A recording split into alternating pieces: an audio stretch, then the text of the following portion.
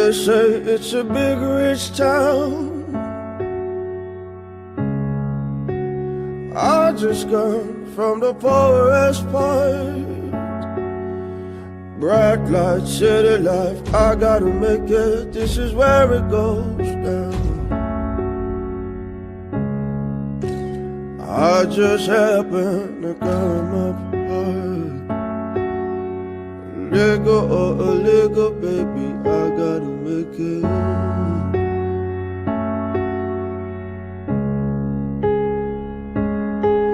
It's a big rich town. I just come from the poorest part. Bright light, city life, I gotta make it. This is where it goes down. I just happen to come up hard. Little or a little, baby, I gotta make it. This is where it goes down. They say this a big rich town. I just come from the poorest part. Bright light, city life, I gotta make it. This is where it goes down. I just happen to come up hard. Lego or a Lego, baby, I gotta make it.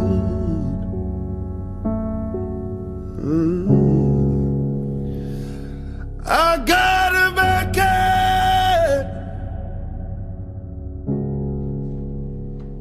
Oh, I hope I make it.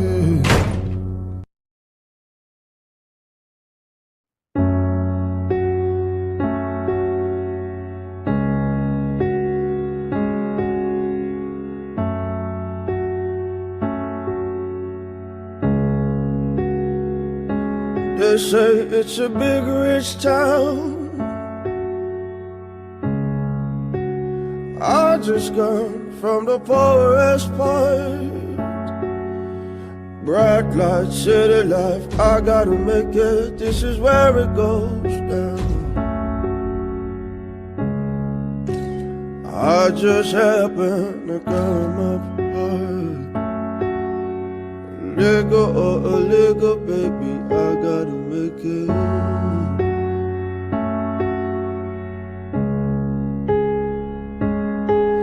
It's a big rich town. I just come from the poorest part. Bright light, city life, I gotta make it. This is where it goes down. I just happen to come up hard.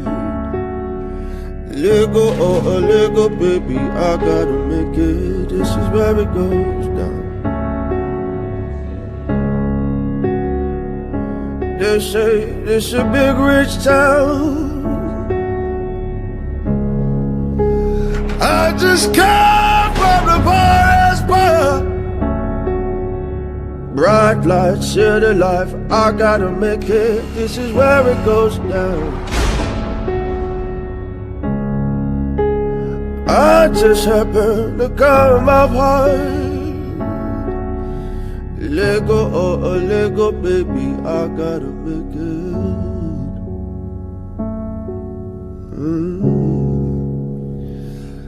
I gotta make it. Oh, I hope I make it.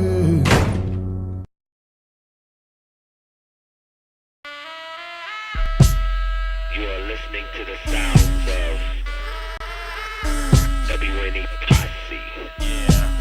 Rap shit. All I wanna do is on my zoom, zoom, zoom, and a boom, boom. Just shake your body. All I wanna do is on my zoom, zoom, zoom, and a boom, boom. Rap shit. All I wanna do is on my zoom, zoom, zoom, and a boom, boom. Just shake your body. All I wanna do is on my zoom, zoom, zoom, and a boom, boom. Rap shit. Check, baby, 1, 2, 3, 4, check.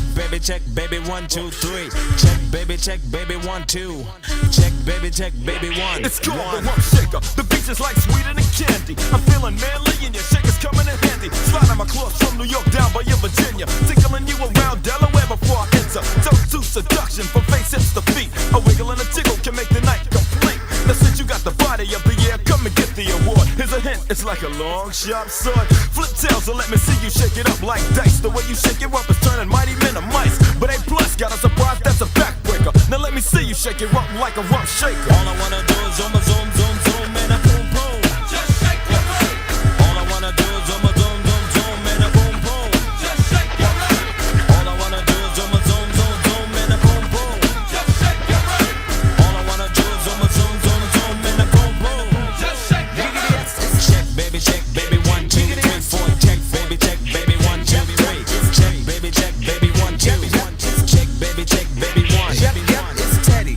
Ready with the 1, 2 checker. Rex and effects is in effects, but I'm the wreck of the track. Bout the honey shaking rumps and they backs it. Booties of the cuties steady shaking but relaxing. The action is packed in a jam like a closet. Beats bound to get you up cold flowing like a faucet. Not mean to make you sit, not mean to make you jump, but yet make the hotties in the party shake it rump. I like the way you comb your hair. I like the stylish clothes you wear. It's just the little things you do. That makes me wanna get with you. All I wanna do is zoom, zoom, zoom, zoom, and a boom, boom. Just shake your body.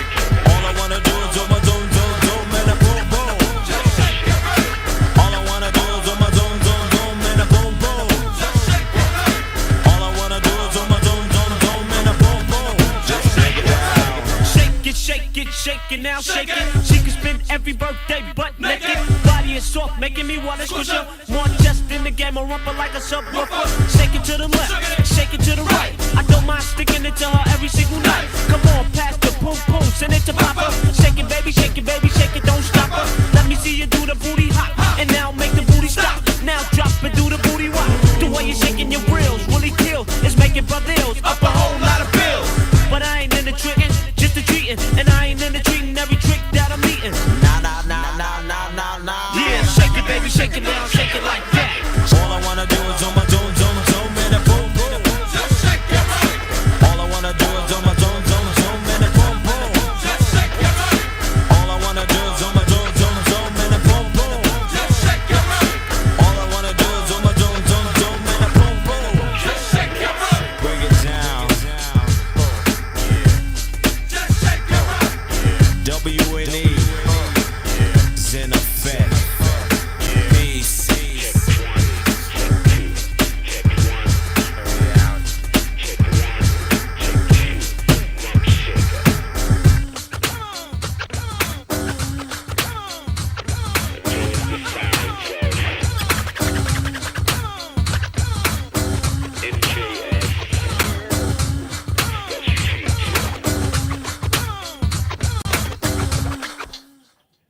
What's good? Let's do a sound check. Let's make sure we're here today. Are we here? It's Friday. I know some of y'all love Friday. It don't matter. My Fridays are just as good as my Mondays and Tuesdays and Wednesdays. Every day is the same for me. I don't even function on days of the week. I'll be honest with you, man. If you ask me what today is, I only know because somebody will tell me like, hey, man, Friday. Thank God it is Friday.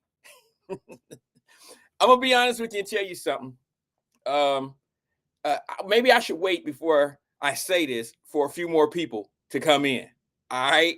But let me just be honest with you and tell you that I'll say it again later, but I'll say it now just for the people who want to hear it. All right. Check it. Entrepreneurs don't really like Fridays. All right. If you work for yourself, it all depends on how your pay schedules are, but we don't really like Friday. Fridays is cut the check day for us. Everybody else love to go out, party, it's Friday. Yeah, Friday, damn it. Friday, yeah. Kids got a game tomorrow. I'm gonna watch the fight tonight. Matter of fact, we got not a local young lady, but a young lady from Ohio that's fighting tonight. Alicia Baum. We call her the Bomb. She's from Ohio. I had an opportunity to sign this young lady, and I didn't do it. Well, I shouldn't say that I had an opportunity to sign this lady, but I did. It wasn't my company. I was the vice president of a company. with About Billions, and I had an opportunity. Let me just say this without sounding like we dropped the touchdown ball.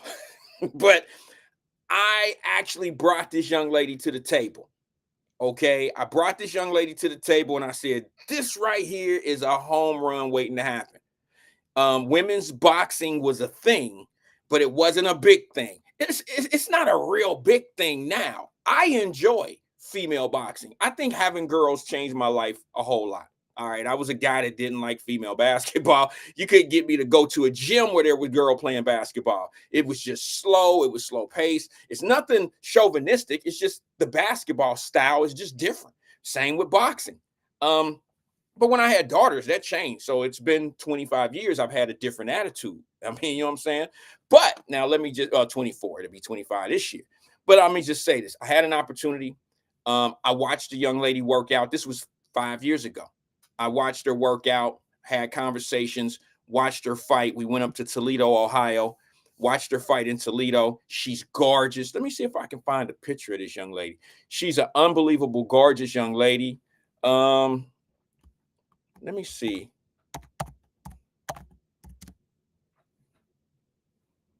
If I can find a picture of her.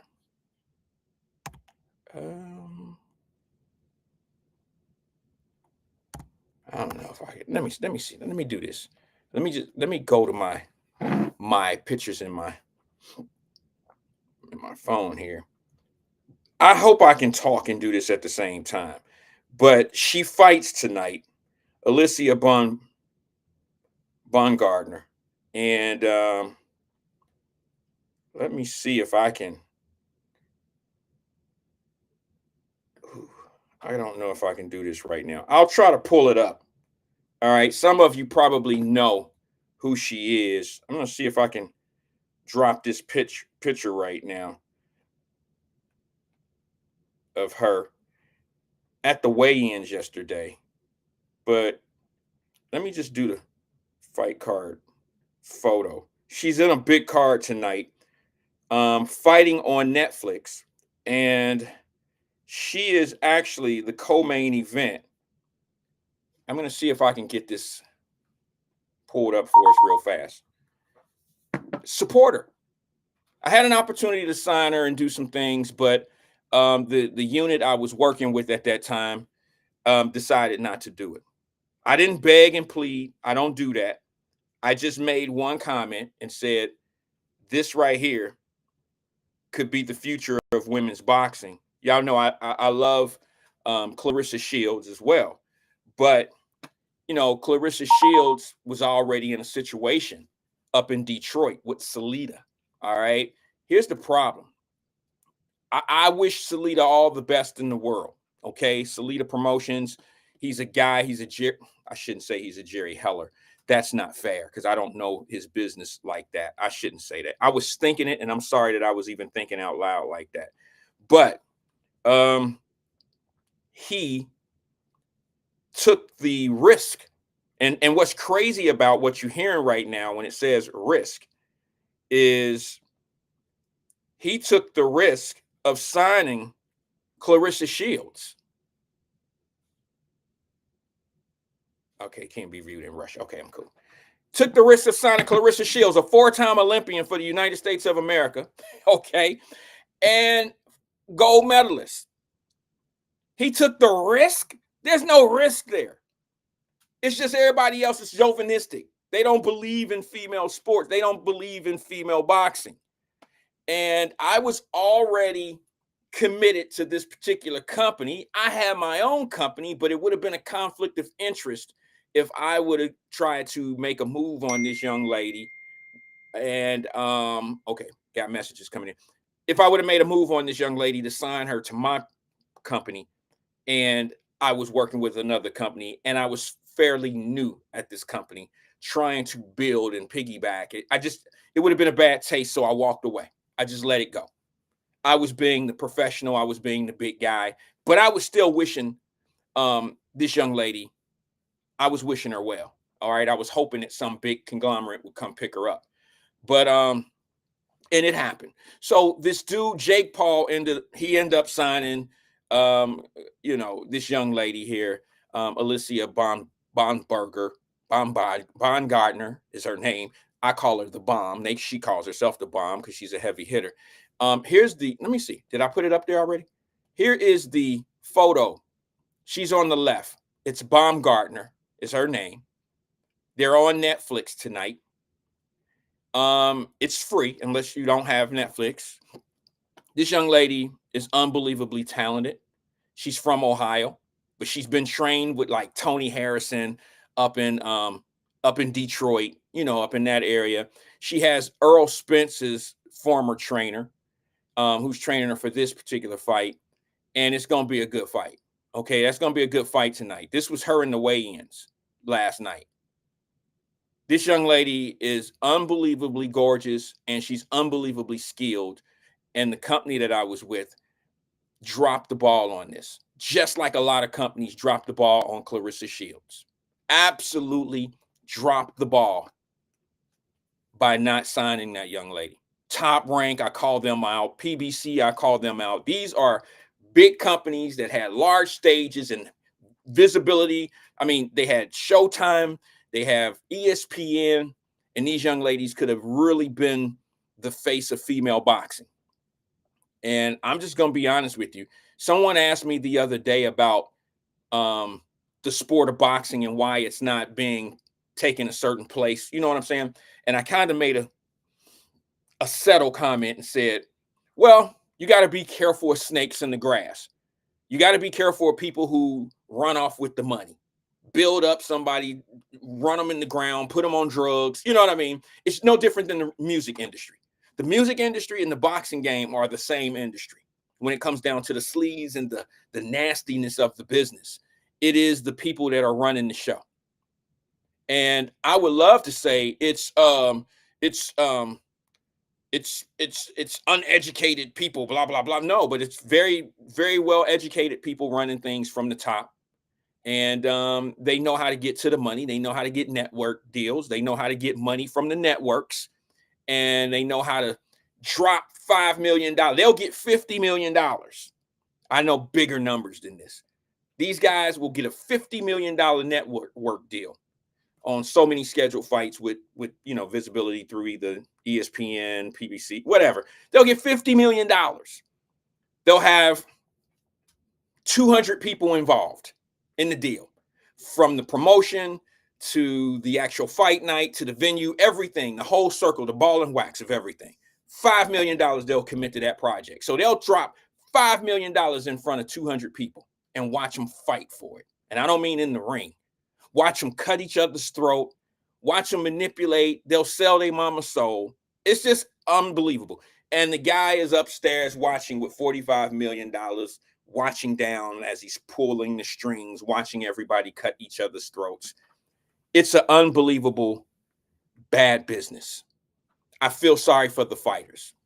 I feel sorry for the fighters because those are the guys and the girls that actually put the work in. That's who you're actually, let me fix this camera. Those are the people that you're actually viewing to see the talent.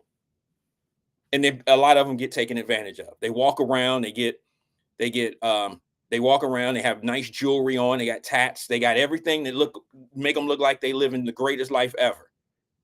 And a lot of them don't know when their next fight is coming up. And I'm not trying to badmouth the sport that I love.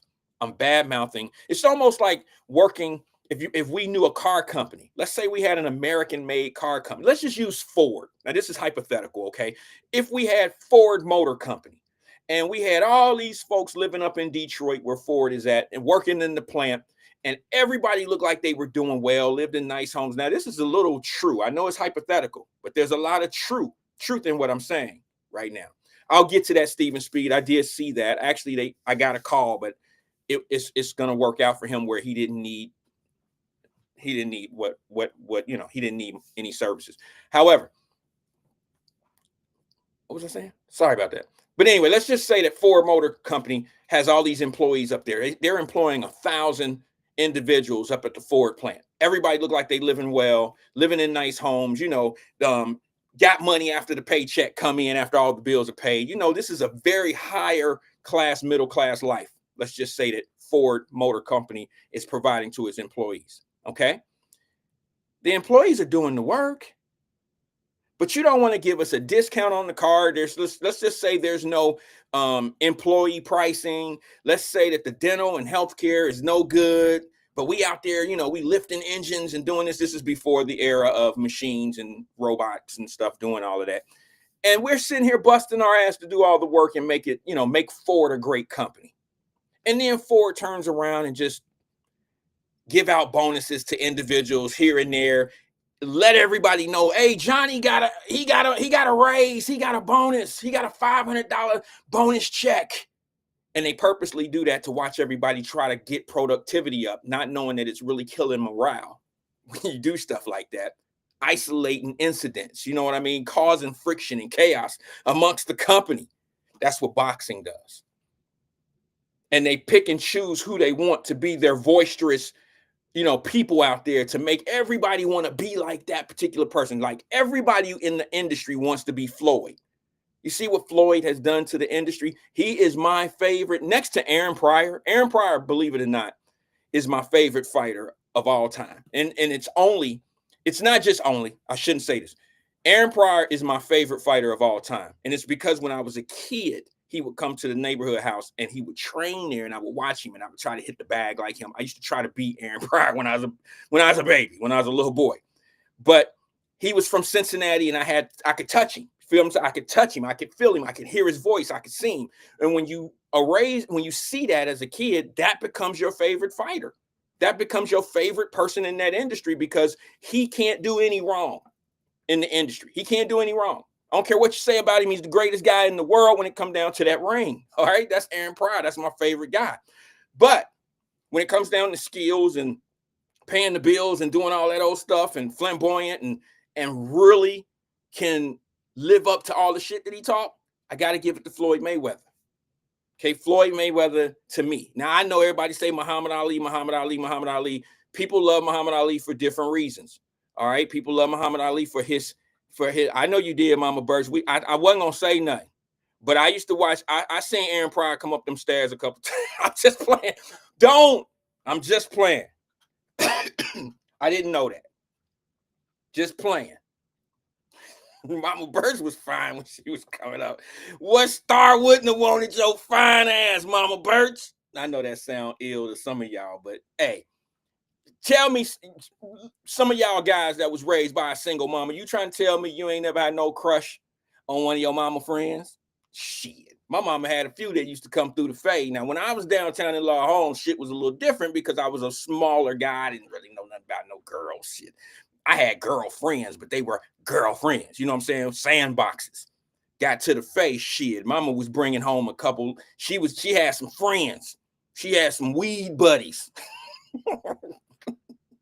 She had some friends. I was just starting to measure things. You feel me? As a young man, I think I got to the Fay. I was 11. When we got to the Fay apartments, I was about 11 years old. Shit. I was just getting to that. I was just getting to that age of I wasn't doing nothing, obviously.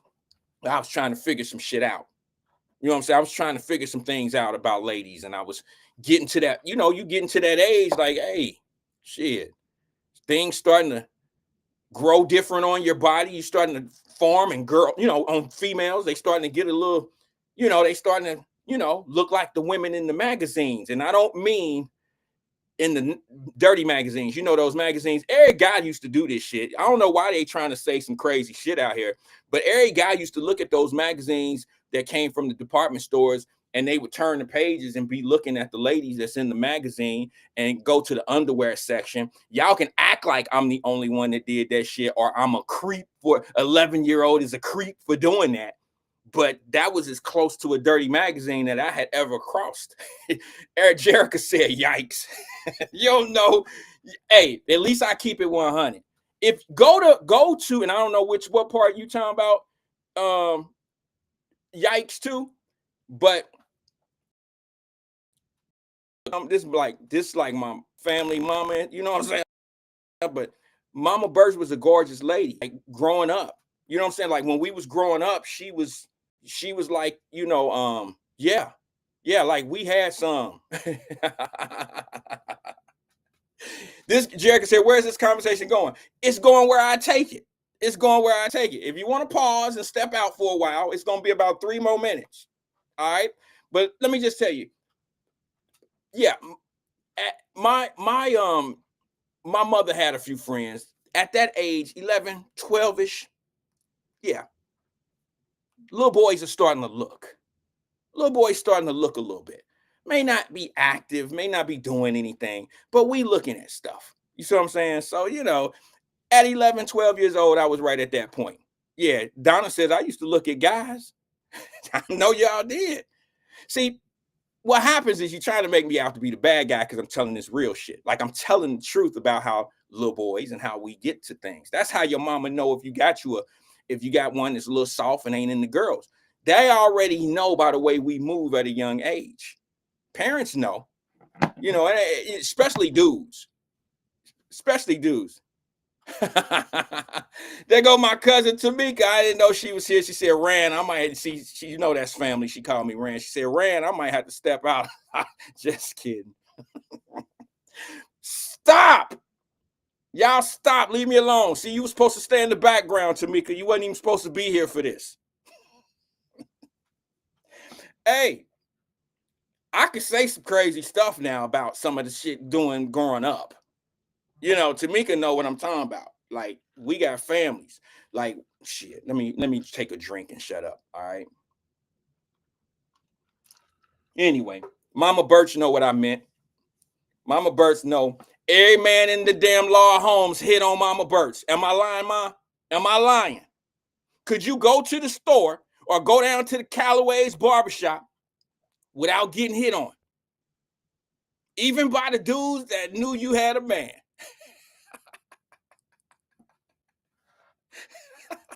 Jericho said, I'm just saying because you acted like you talking to youngins. well, I think sometimes it's Friday, right, Jericho? I think sometimes I got to lighten up and loosen up a little bit. I think, I would really like to do something. I'd like to find out from my audience, from our family, what can I do to be a better host? What can I do to be a better person? I'm a good person. I mean, what can I do to be a better person at this? You feel me? Like, what can I do? I mean, what would you like to see from the Wyatt Live show that we may be missing or we're not doing enough of? You know what I'm saying? I love to see that. Judge Mathis was talking on a little clip one time, and he said, man, I did an audience poll, and I wanted to know how I can get better on the, on the show, on the judge show. What can I do? So they did an audience poll. They did some type of, I don't know what they called it. It was some form of an audience poll. The network did it. And they took all the letters and, excuse me, I'm sorry, guys. They took all the letters and they found out, all right, you need to stop being so mean to people. That's what they told him. You have to stop being so mean to the defendants or, the complainant and the defendant. When you're working your cases, Judge, you have to be a little bit more, you got to be a little bit, be funny. That's what they told him. Be a little bit more funny. And that's when he came out with talking the crackhead shit. Y'all know Judge Mathis, right? Judge Mathis went from being this mean, trying to be more like, he was trying to be like Judge Judy, he said. And he said Judge Judy slighted him. Did anybody see that video? He said one day he was at dinner and Judge Judy was in the same restaurant. He said he walked over to Judge Judy and was like, hey, Judge, I'm Judge Mathis. How you doing? And she didn't even look up at him. She said she kept her head down, eating and wouldn't pay him any attention. And they had primetime shows. Both of them had judge shows. And I think it's on Vlad if you want to check it out. And he said, well, Vlad asked him, he said, hey, Judge, did you think she knew who you were? He was trying to give her out a little bit. And he was like, of course she knew who I was, man. I'm her number. I was number 2 on the viewings list during that time space. He said, oh, you were? He was like, yeah, we were competitors who don't know their competition in this field. That's what he was saying. He was like, of course she know who I am, but she's such a meanie. This is what he said. Yeah, that's what I was talking. That's what I said, Tanika. She said you should do a listener poll, Wyatt. That's That's kind of where I'm at with this. Come on, send me something. Send it to my DM. Let me know what you think we could do better here. But anyway, Judge Mathis was like, she's a meanie on the TV and she's a meanie in real life. He was like, man, she mean as hell. And I'm like, so he was like, I got to do something different.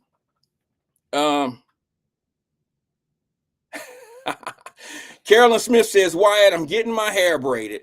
And my stylist said, work on your vocabulary. Don't kill the messenger. What exactly does your hairdresser want me to say when it comes to my vote? Do you want me to be a little bit more indignant? Do you want me to say things? Do you want me to use, what language do you want me to use? Is it the curse words, or do you want me to use larger words? You want me to pick up my vocabulary? Is that what you want me to do so people could call me names? Because I've done that. I've done that, Miss Hairdresser. Put the hairdresser name in there so I'll know who I'm talking to. And I'm not going to kill the messenger. I know better than that. Tracy Dillingham said, who's mean? Judge Judy. Judge Mathis said that Judge Judy is mean on TV and she's mean in person. He said that the network told him to do something different than what Judge Judy was doing. And that was being mean. Stop being so mean to people. So he went from being mean to trying to be funny. That's why he incorporated the crackhead. You know, he would say crackhead about everybody. Ronald Dixon said, tell the hairdresser, tell her to just do hair. God dog it. He said something else with the D though. I was kind of thinking that, but I'm not going to kill the message. I'll just say it. Just go ahead and fry and dye and do her hair or whatever y'all doing. Oh, braids. Just go and get them braids done, girl. Don't worry about what I'm talking about. Put it in the screen or send it to me. How should I work on my vocabulary? Tell me what I should do. Judy, tell them to shut up. She sure do. But I thought it was kind of raggedy that Judge Mathis, I didn't find that to be funny. I didn't find it to be funny that Judge Mathis always called people crackheads because they didn't pay their bill. I thought it was like a easy go-to. And, you know, it was almost degrading, you know, people that was on the show sometime. They would have things, and I'm not going to get long into this. They would have cases where roommates get together, and a roommate might owe, yeah, Tanika said, I call bad acting individuals crack smokers too. Is that right? But they would have things like two people, one didn't pay the rent, the other one was working. I didn't pay the rent because I just didn't pay the rent. And Judge Mathis would find some kind of way in every case to call somebody a crackhead. And I just, for some odd reason, I guess it's because we was around that shit in real life. I guess if you're a suburban person or have never really been around the drug game and watched crackheads run through the neighborhood, you wouldn't really know how degrading or how disrespectful that is to be called or be referred to as a crackhead. You know what I mean? But, you know, it's cool. It's all good. It's all gravy.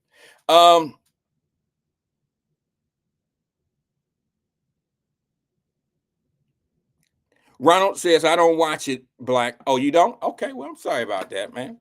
All right, so listen. Oh, let me go to the phone lines before I get started. How about let's get the phone line out of the way real fast. Good afternoon, caller. This is Wyatt. Who am I speaking with? Hold on 1 second. I'm sorry about that. Give me 1 second. Let me get you caught up. All right, you there, caller? Hold on 1 second, man. I don't know what's going on with the phone. I can hear you, but they can't.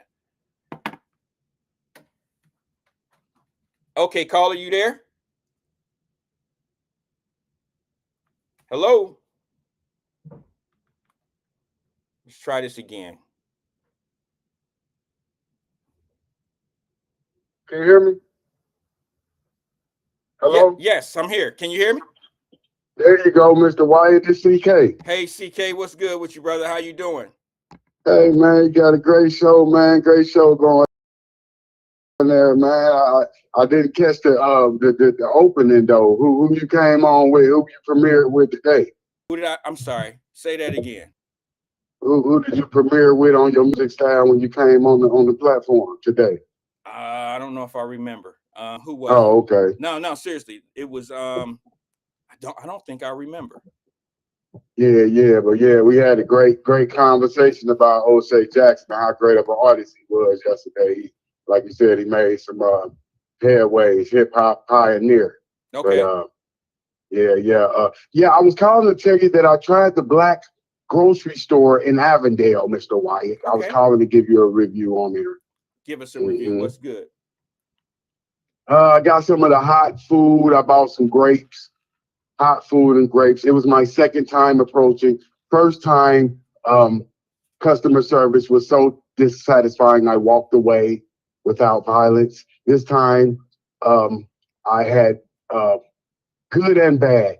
I had good and bad. The women were poetic and caring and loving and natural. And one of the young guys was cool, but then you had that one cat our age with not a gray hair in sight, mean mugging like we in prison. You know what I mean? But other than that, the chicken wings, bon appetit. You hear me? Pretty good. The hot. Yeah, yes, sir. Okay. Yeah. Okay. Yeah, Well, they that's good to came hear. with it. The They chicken came wings, with it. I got that in the chicken Alfredo, Mr. Wyatt. That's Okay. what I bought from the hot plate Okay. section of the place. They Okay. also have a coffee spot for you too. For you Starbucks people, they have a coffee spot in the grocery store. Phenomenal. Okay. All right. Yes. Is it like a Yes. Starbucks type of thing? Custom coffee? Yeah, it looks like it. It looks like it's like McDonald's on Coming to America. McDonald's. That's a McDonald's type of style, not a coffee shop, right? Did he steal McDonald's style? Yes, they did. Yes. So I'm saying yes. It looks like Starbucks. It's the same thing, but in the coffee world, sir. Okay. All right. Yes. This is It's the Starbucks. But listen, sir. Yes, like I said, I frequent these black establishments and give my honest reviews. I give the same reviews of a Caucasian establishment, Mr. Wyatt. You understand? I think I feel you. I think I understand. Yeah. I'm not going to hold back just because a white person, gives me bad service. I'm going to let it be known also. Okay. Yeah. I mean, have you been to this establishment yet, sir? I have not been to the grocery store as of yet.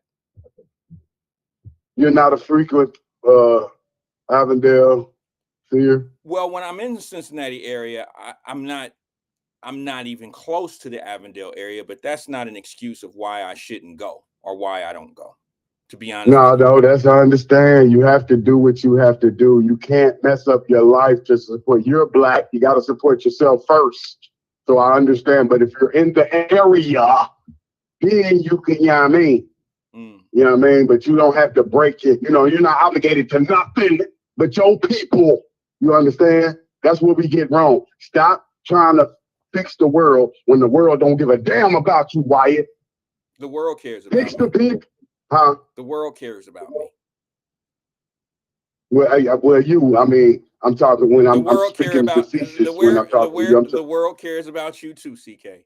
No, you got listen, family sir. right here, bro. I told you personally, sir. This was our silly secret. I've been betrayed by the closest people to me.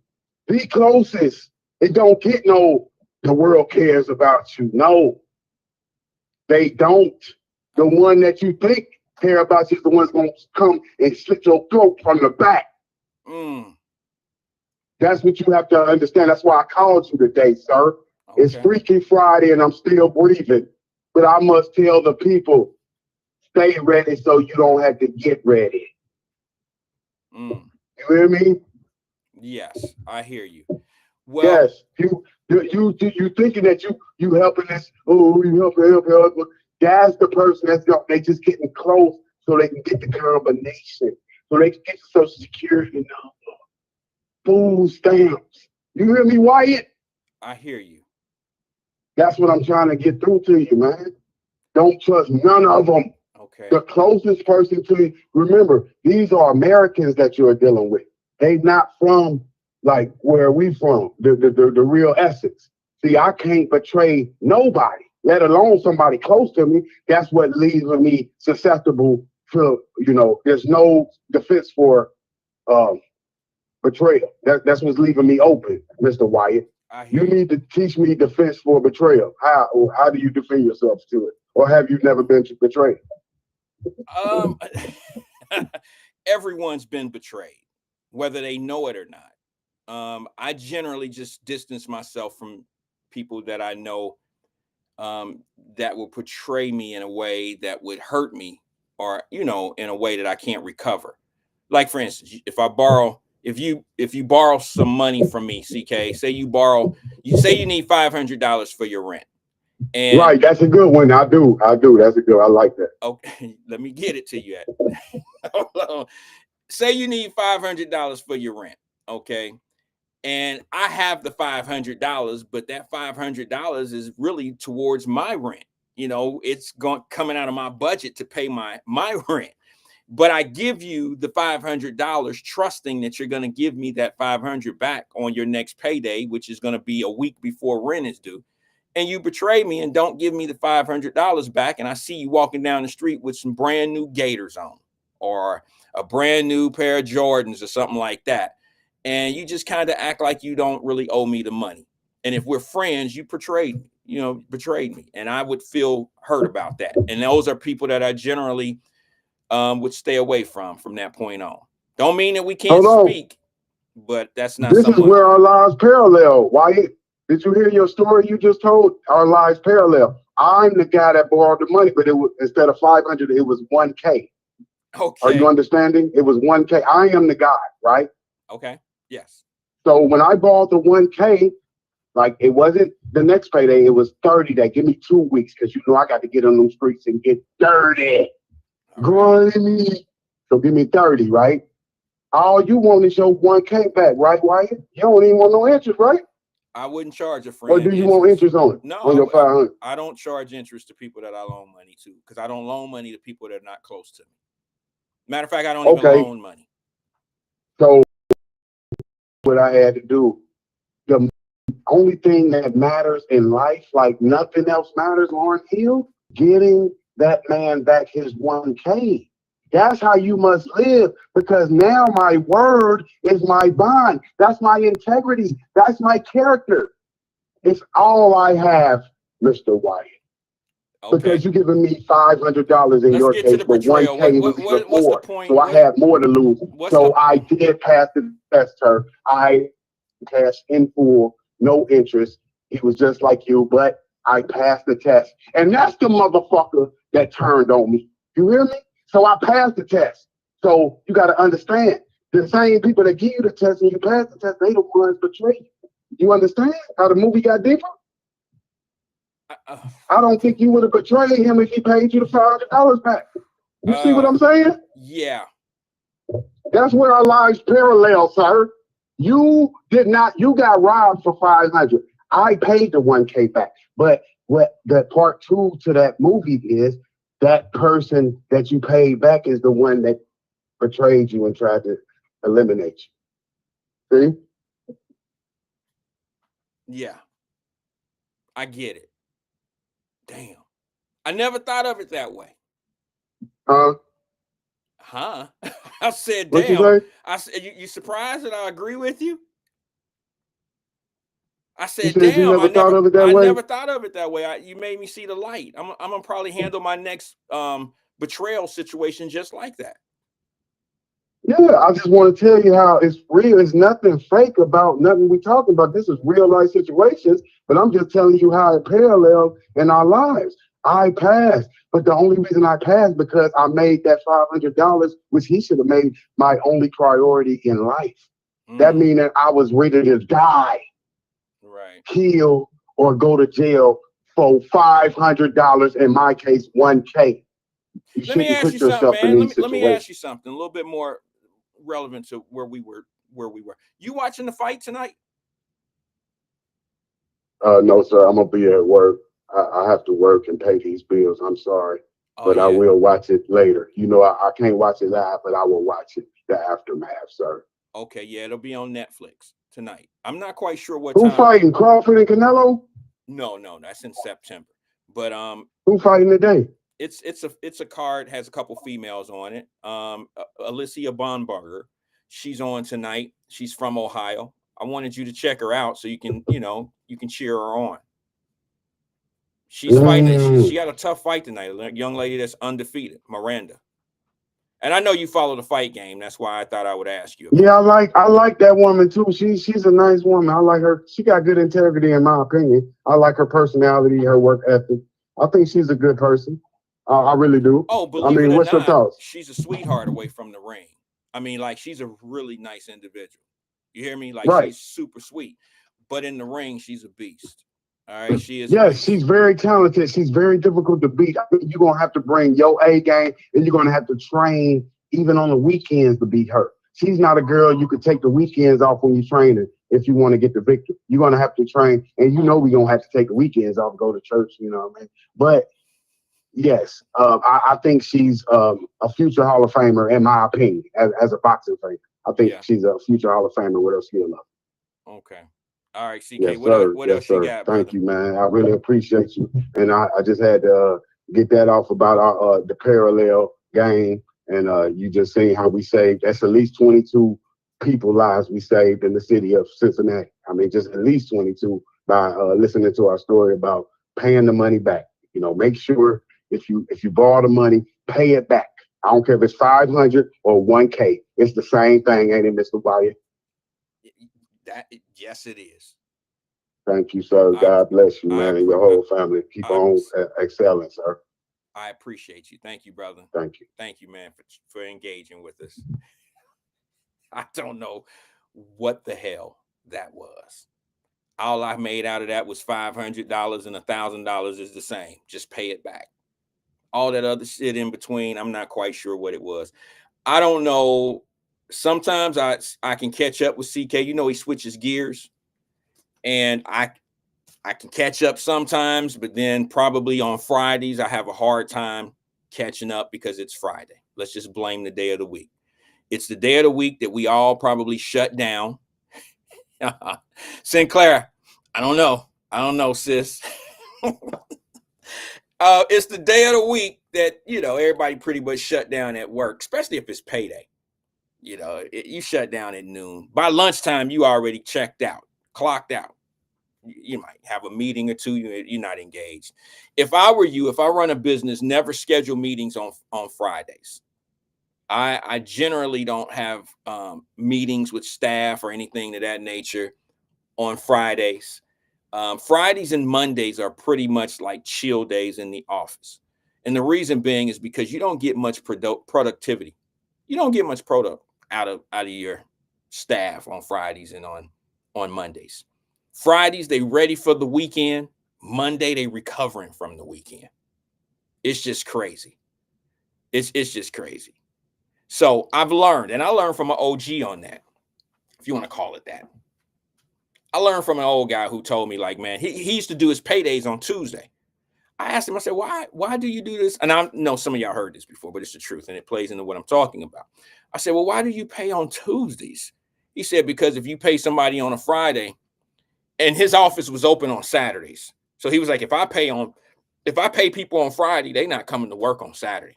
They going out tonight. They gonna party. I get a lot of call-ins on Saturday, so the office is usually, it's pretty slim on Saturdays because everybody partied on Friday. And he said on Mondays they still recovering from from the weekend, so it's a little tough, to keep your office ran on a Saturday and on Monday when that's the primary days that people were calling off in his office. So he paid on Tuesdays. He made his payday on Tuesday. I never did that. I think that most people were pretty accustomed to being paid on Fridays or every other Friday. And, I kept it that way. It's traditional. Some people don't even get paid like that. Like Fridays, they get paid twice a month, 15th and the 31st or the 30th. And it may not matter what day of the week that is. Good afternoon, Michelle. It may not matter. So I don't know. Hey, let me thank everybody that's here, man. The twos and the fews. Fridays are really slow for us in most cases because Fridays usually people check out. they usually, I'm on during the day when people are at work. Okay, so when you in Monday through Friday, 1 o'clock come, you might scrape over here and see where where we are, what we doing, and you know, listening, see if it's something you might want to listen to. If not, they hit the button and move on and go somewhere else, and that's fine. We have our regulars here. We have people that are here for certain reasons, and then we have people that are here for other reasons. Whatever the reason is, I'm happy that you're here. Thank you. If we can learn something, teach something, be part of something together, that's all I look for, you know. But what's that, Donna? She said, I've lost my focus. Let me shake it off. I'm sorry about that. Hey, I gotta say something real fast though. Let me just say this. Let me wrap up something from during the week that we had going on. Remember Drop Squad 52 called in? I was going to do this yesterday. I was going to bring that subject up. Not the subject, but what him and I were talking about a certain subject. He said, he challenged me on something, and he was actually right in his challenge when we were talking about numbers. I think I got a little confused. I think I may have been thinking against the numbers of what we were talking about. In other words, he said 71% of our women that look like us are not married. That's the stat. I said, well, that's not what I'm talking about. I'm talking about the number of women who are in they're single parents that need these little guys, and these girls need a father in their life. And he was arguing with me, making the point of it's not 71% of our women who are raising. I believe he said it's not 71% of the people, of the women. I'm trying to remember this because I just talked to him a couple of days ago, and then I went and got the information. He said it's 71% of the women that are not married. And I was like, well, you can say whatever you want to say about it, and that's fine.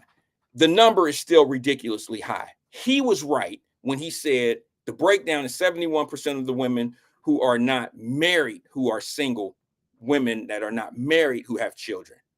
And I was saying there's too many of our sisters out here raising children by themselves. Now, the accurate national number for my point is 47%. 47% of our sisters are out here raising children as a single mother. That's not as high as the 71% that he was talking about. Okay. But it's still much higher than everyone else in this country. And what he was focusing in on that 70 percentile, what he was focusing in on was it's a misconstrued number, because he's saying that because 70+ % of the women who are raising kids on their own are doing it because they choose to. I said that's ridiculous. Now, ladies, I don't know who you agree with. It doesn't matter to me who you agree with, but I would like to know what your opinion is when it comes down. It's not going to hurt my feelings if you agree that, yeah, a single parent. We're choosing to be a single parent. I quite frankly, I don't know. I don't think my mother ever wanted to be with my father. I don't know. They never had that discussion with me. But I don't know if women actually want to be single parents and do it on their own. I think most women really want a significant other, a father to the child in the home, and raise a family together. Now, I could be wrong. Maybe some ladies have been through so many dudes, and I don't mean that disrespectfully. I mean, 2 or 3 could be so many dudes that they have gone through so many relationships or problems with that they decided, I'm done.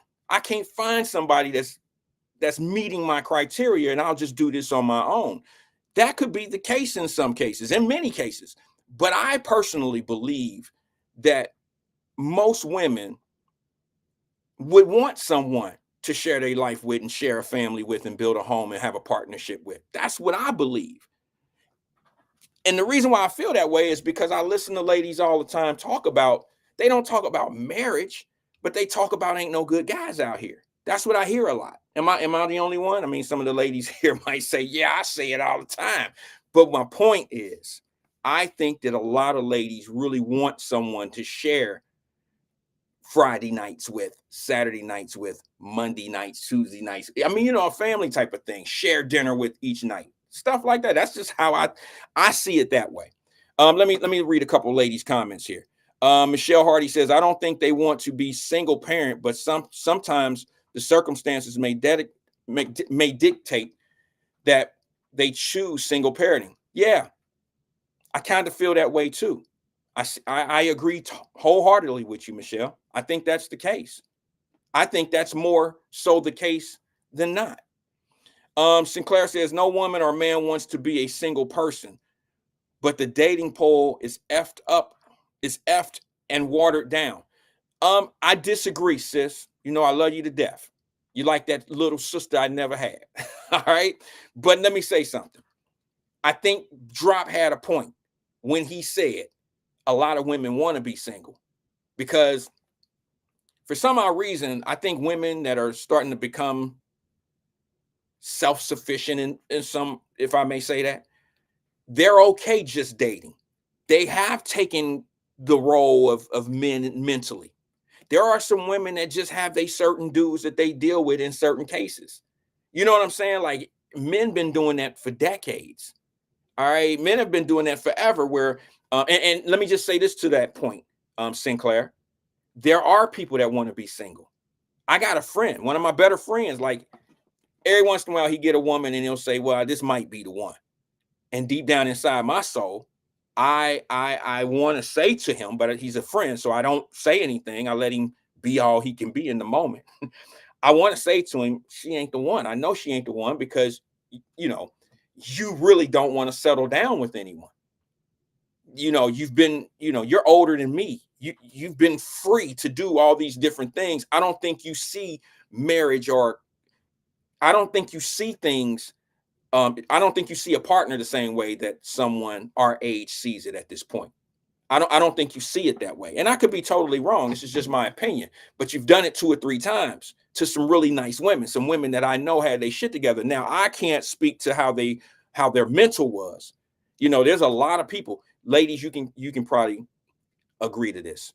There's some men that got plenty of money to take care of you and him and the family, and got nice cars, homes, and all that. But you can't be with him because the mental is not there. He has everything that you would want from a man, except he done got no damn sense, or he's mean, or he's disrespectful, or he's something that makes you say, hey, the money is not enough to keep me in a relationship like this. I got self-respect. You know what I mean? He might be totally loyal. He may not cheat. He may want you all up under him all the time, but there's something missing in the mind that makes you say, so what? You got the money, we got this and this and that, and we living good and blah, blah, blah, but I can't wake up to you every day. There's just something missing there. Let me see what that comment was. John Love, what's up? John Love says, good guys get swooped up quick. Stop messing around with these F boys. Well, you hear a lot of ladies say that, don't you, John? Say all the good guys are taken. Tanika, she says, marriage has been hold on. She said, marriage has been one of the best things that's happened in my life. I've become a better version of myself. That's what marriage is supposed to do. There you go. She corrected it. She said 1. That's what marriage is supposed to do. It's not just supposed to put somebody in your life just to have companionship. You know what I mean? You can get companionship just dating. Marriage is supposed to be a partnership. It's supposed to make you a better person. That's pretty much why I got married. I got married because I was missing. Let me just say this. This is going to sound weird to some people, especially coming from a single mother. A lot of women that think men aren't shit, or a lot of women that see that men have issues, I think they always think we have mama problems. We have mama issues. And I'm going to be honest and tell you guys something. You're 100%. You're 100% accurate. most men find a woman that's just like their mom. And usually that mom was a single mother. Okay. What I did, and I don't know if y'all gonna find this as being a flex, but this is totally the truth. I purposely found a woman in my life early that was the total opposite of my mom and the conditions that my mother was raised in. I found someone that can teach me how to be the person that I wanted to be. She didn't really know that's what I was looking for. I never announced it like, girl, you would come up for me. You would come up for me. Like, you're about to teach me something. No, I knew I had a lot to bring to the table as well. I had that hustle mentality, get to the quam, get my own, be self-sufficient, things of that nature. But I did not have a lot of family-oriented husband. I didn't have that. I didn't come from buying homes. I didn't come from mother and father raised children together. I didn't come from the stability of what men bring to the table in a family matter. I didn't have that. I only knew how to be a man from a female's raising. And if y'all really want to be honest, man, I think one of the problems that we run into, quite honestly, is these guys that are raised by single mothers. The reason why these guys are probably a pain in your ass is because he was raised by a woman and that woman taught him how to be just like you. And it's kind of hard to have someone in your life that's identical as yourself. That's just my opinion. I'm sure there's some people at the hairdresser and all that. They didn't been hung up, huh, sis? They been off the platform now. Oh, shit, he talking for women. I'm not talking for women. I'm just being honest with what I've seen, what I've witnessed, what I've been able to see happen. I have buddies my age, 50 plus years old, that don't have women in their life. They got a ton of kids. They don't have any stability, and they treat women the same way they mamas got treated.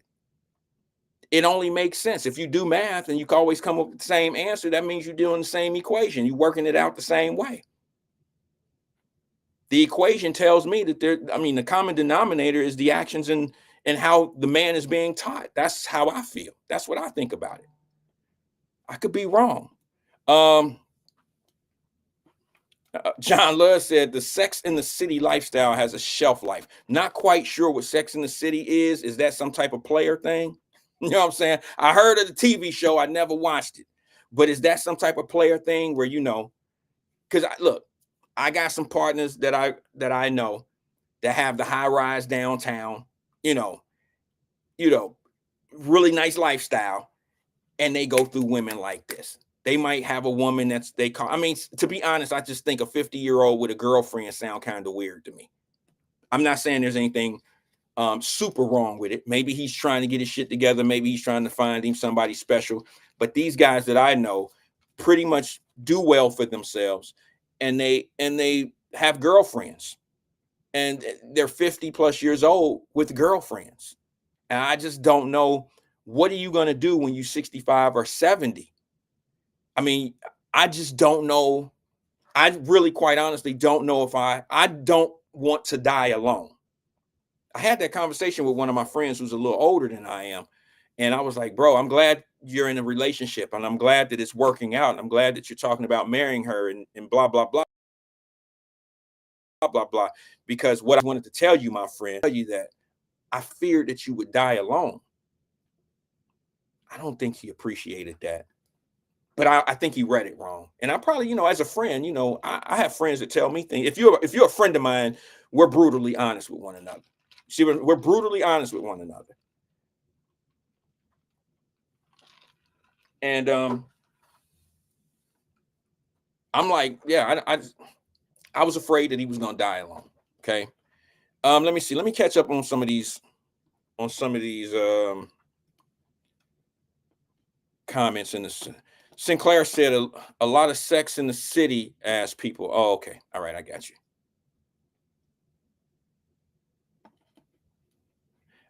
What's up, sis? Alethea says, marriage is so beautiful and healthy. I enjoy it more and more every day. That's because you're married to my brother.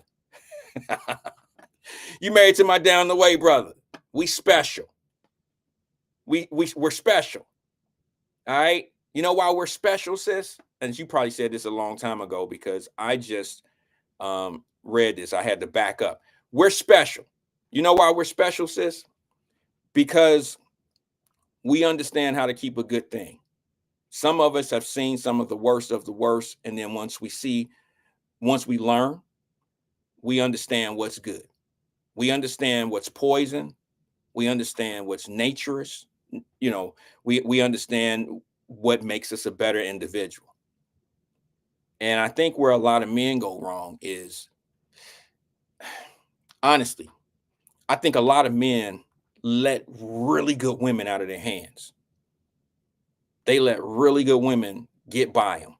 It goes both ways, quite honestly. I think women let a lot of good men go by. And I think women, quite honestly, let me just be honest and say this. I think women do it a little bit more at an earlier age. Men do it more at a late age. That's just a maturity thing for me. I think young men find having fun and all that more important than finding the right one at a younger age. Okay, guys want to go out and have all the fun in the world. They want to explore. They want to, y'all know what I'm saying. They want to do a lot, which is normal. It's a human human thing, in my opinion. However, young ladies don't like to be all. I don't think that young men. I don't think young ladies really have that same. Gotta have so many guys in their life feelings. I could be wrong. Is that true, ladies? I don't like body count. Isn't that what they call it today? Body count. I don't think that a lot of women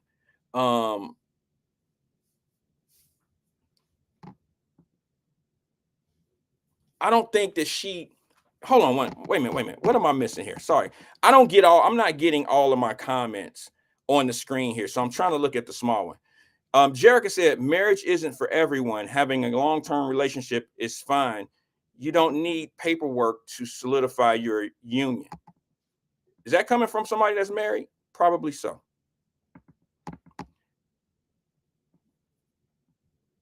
I get rid of the same damn forehead. Got to switch up. Oh, Ross. All right, bro.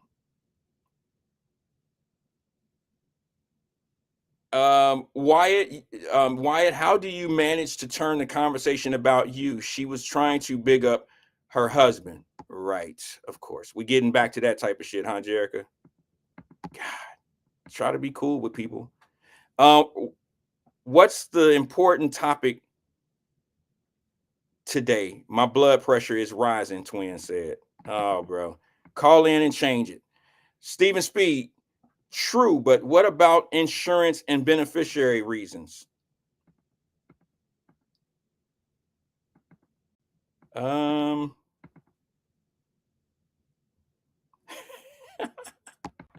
Raj, you need to stop, bro.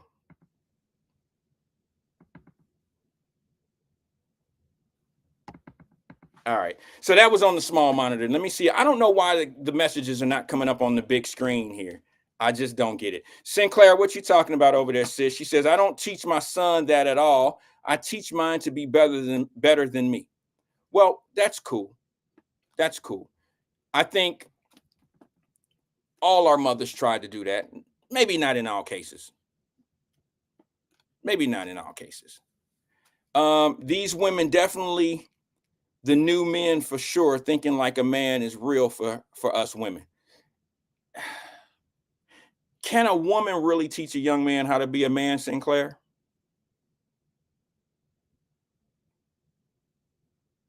Is that really a thing? And let me ask you this, Sinclair. Have you ever dated a guy and you told him he was like, I don't know. Let me think of this question. Have you ever dated a man and you thought that he act too much like a female, or he act too much, the way that he dealt with things with you, that he act too much like you, he had female tendencies, or he argued like you? I mean, you know what I'm saying? He argued back. You see what I'm saying? Like, and then if that was the case, what did you call him? Didn't you say he got mama issues or something like that? Ronald Dixon said, nope. When I asked that question, I'm assuming he's answering the question. She says, yes, a woman can teach a man just like a man can teach a woman.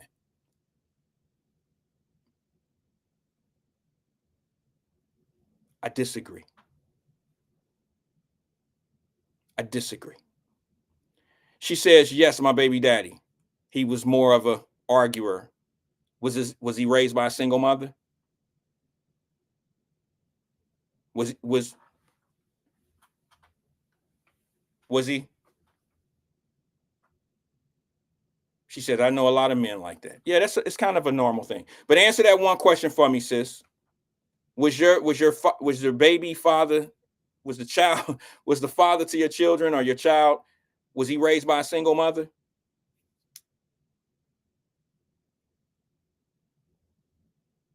Just for the record, I know a lot of you already know this because I talk about myself a lot because it's called Wyatt Live. But I was raised by a single mother.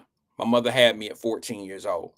So if you're new here or have never seen this before, know that I'm not dissing single mothers for the reason that it might sound like I'm dissing a single mother.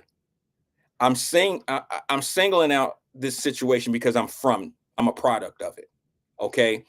And I know all the things. I didn't find out what I was missing as a man until I turned 30 years old. You see what I'm saying? Then I understood why I treated women a certain way. Then I understood why I was so dismissive about certain things. Then I understood why, I didn't value certain things in women. I knew how, I understood why I was handling things a certain way. I totally understood. It was something that a man could have cured for me at a much earlier age. At a much earlier age, I actually got very lucky. I talked about my partner, Paul Wyatt, yesterday. At about 25 years old, I met Paul Wyatt. So I was probably about 5 years to my reality, away from my reality of what I really supposed to be as a man. Because I had someone that I can look at who had a family at home, and we worked together and we became friends. Okay. And I believe that friendship was more of a mentor fathership for me. We, he was a big part of why I was able to hold on to my now wife. It was because I seen something. I followed a pattern of what he was doing in life. He had a nice home, a nice wife, 4 or 5 children. You see what I'm saying? And I just said to myself, this is how I want to live. He had a swimming pool at the crib, had a baby grand piano in his living room. I mean, I was like, wow. And he worked at the same place I work. So whatever he's doing it right. A lot of love around him. I'm like, yeah, this is how I want to be. So in order to be something, I just found myself, I try to gravitate around it. All right. If I wanted to be some slick ass dude from the hood, I could have chose that life. I could have went and got with the slick ass dudes from the hood. You have choices. I chose the family thing. So when I hit 25 years old and I met Paul, I was able to get extremely lucky and find the woman that I found. And she met all the categories. She checked all the boxes of what I knew I was going to be wanting in the long-term life, long-term play. And I think men show you those things. Men show younger men how to deal with women, not boys and baby daddies and shit like that. They generally don't do well in this category. I'm talking about a real man that's had the accountability and has had all of the training of being a father. Knowing how to deal with a woman, to be honest with you, is the key to keeping a relationship. I know that sounds kind of, boring, but I think when a woman teaches you how to deal with a woman, that's where we fail as men. I think it's more success in a man teaching a young man how to deal with a woman, their mental, the things that y'all go through, the way that we should deal with a lady. I think a man teaches a younger man better than a woman does in that case. I think that's the only difference. I think a woman could teach a man how to be, or a young man how to be respectful. I think she can teach him how to cook. She can teach him how to do a whole lot of stuff. She can teach him how to be an independent individual. But does she teach him how to be a man? A man is understanding. A man is someone that just has a different understanding than just somebody that has, that just has the, that's just a boy. That's just like a, I don't know. I don't know. That's why when I hear certain people talk, I don't get mad. I'll be honest with you. I don't know everybody's background. You feel me? Like, you don't know. Some people live in a 2-family home. All right. And the little boy that the man is raising, he don't really know how to be a man. Just because he's there with a wife or has a wife and a family right there does not necessarily mean he was raised properly. That could have been my situation as well. Like, I didn't grow up in the situation that I'm put my children in. So it took practice. It took know-how. It took me to understand the mission, the cause. It took me to understand and learn all of that. It's very easy for me to turn around and be exactly the absentee father, the baby, and be just like my mother taught me to be. I could be all of that in a marriage. You have to want to be different. You have to want a real father. I don't think just being present, it's no different than a guy who got $20 million. What's his name? The entertainer dude, the rap entertainer dude, whatever his name is, or the Cam Newtons. What was the guy's name we were just talking about who did who has the TV shows, who did the TV, he did the movie. And I was like, man, he don't even know his kids' names. All right, so what that he has $20 million and he can stroke a check? You know what I mean? So what? He can stroke a child support check. That's not teaching your son how to be a man. Not even close. And unfortunately, there's a whole lot of, and I'm about to say something so real that it probably won't go over too well.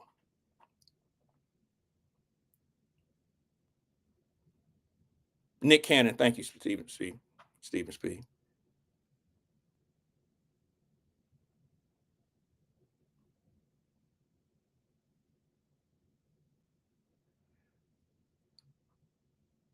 I think women have a real hard time when you bring a man into your child's life and think that he's going to be everything that young man needs, the son. You feel me? Like, keep in mind, the man didn't meet your kid. Okay, he met you. And this was a situation that was in my life. Okay, every time my mother met somebody, she would keep them distance from me. I think that's really, I understand the tactic, but I don't think it's the smartest thing to do. The reason being is because if you're dating this guy and you've been with him for 2-3 months, maybe 4 months, whatever the distance is, whatever the time frame is, you're keeping him away from me. However, he's liking you. I don't know what trips or whatever things y'all going on. I don't know if you holding back, I don't know if you, in a way teasing him of a relationship. I don't know what you're doing. You probably told him you got a son at home, but this man, being what men are, is we get the task done. And that is, I'm going to make this woman like me. I'm going to do and say whatever I got to do and say to get what I want from her. And we all know what that is. I think he'll do and say anything, especially if he's been waiting 2-3 months. And now you bring this man in my life. Yeah, he's going to pretend to love me. Yeah, he's going to pretend, oh, shit, ain't no problem. I love kids. Yeah, I love kids. I love my 3 kids that I don't live with. I love all 3 of my baby mamas. You know what I'm saying? He's willing to say anything to her, which means deceive her with the relationship that he might have with me or the stepchild or whatever. Now you got a man that's come in with the wrong, and he's coming in with deception. All right. And now you got a man that's trying to raise, he's in a relationship with the mother, and now here come the side, here come me, here come the kid. And he's pretending that he got love for me, because he's trying to stay in good grace with mom until he get tired of mom, until they fall out, till I've seen that. I've been part of that. And I just think, to be honest with you, put the cards on the table out the front door, out the gate. Put it out the gate, because what I want you to do is I want you to see, there's my son right there. And what a lot of ladies may not know is, if your son is old enough, and I don't mean he doesn't have to be a teen, he doesn't have to be real old, but kids have good instincts. Kids have really good instincts. I could generally see, meeting one of my mother's boyfriends or whatever, I could generally see if it's a good guy or not. And I'm a young fella. I'm 10, 11 years old. I might not know, what type of job he has and all that, but I can get a feel. Kids are a lot smarter than what we think they are. And, some guys, y'all be tripping. I don't know if I'm talking to the right crowd on this, but some of us know, like, nah, man, I don't really like Rick. Rick don't look right. Rick, you know what I'm saying? Rick, I'm getting bad vibes. This is not kind of my conversation. But kids can sense, you know what I'm saying? They can sense it. That's why a lot of the bad ones, the worst guys in the world, ladies, in my opinion, are going to be the ones that bear gifts soon as they meet the kid. I mean, soon as out the gate, here go $5, go get you something to eat. That's a dude that's trying to get your little ass away so he can get with mama. The ones that might grab you up and say, hey, let's go to Malibu. Let's go to the movies. Let's do this. Trying to spend quality time with you. That's a little bit different. But the ones that are instantly bearing gifts to get you to move away, go away, or do whatever, those are the ones that I would always be like, nah, man, I don't like Rick. I don't like him, man. It's just something about him.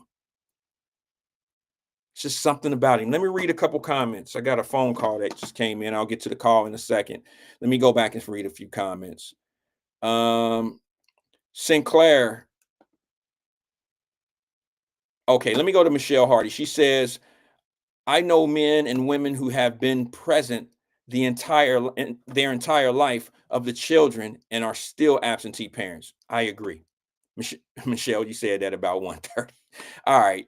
I'm sorry. I'm a little bit behind. You said that about 2:30. So, okay, I'm not that far back. All right. So, yeah, I agree with that, Michelle. That's what I meant when it came down to, I'm only speaking from the male's point of view. All right. I'm only speaking from the male's point of view. That we all know that there's mothers that have children. I mean, we're watching them now go out and shoot and do all that shit. We can talk about that here in a second as well. Sinclair says, so again, women can teach a man just like a man can teach a woman. That's my point. The new times are not like the old times. Women are built different. No, they're not. No, they're not. Women are still women. You may have a higher education.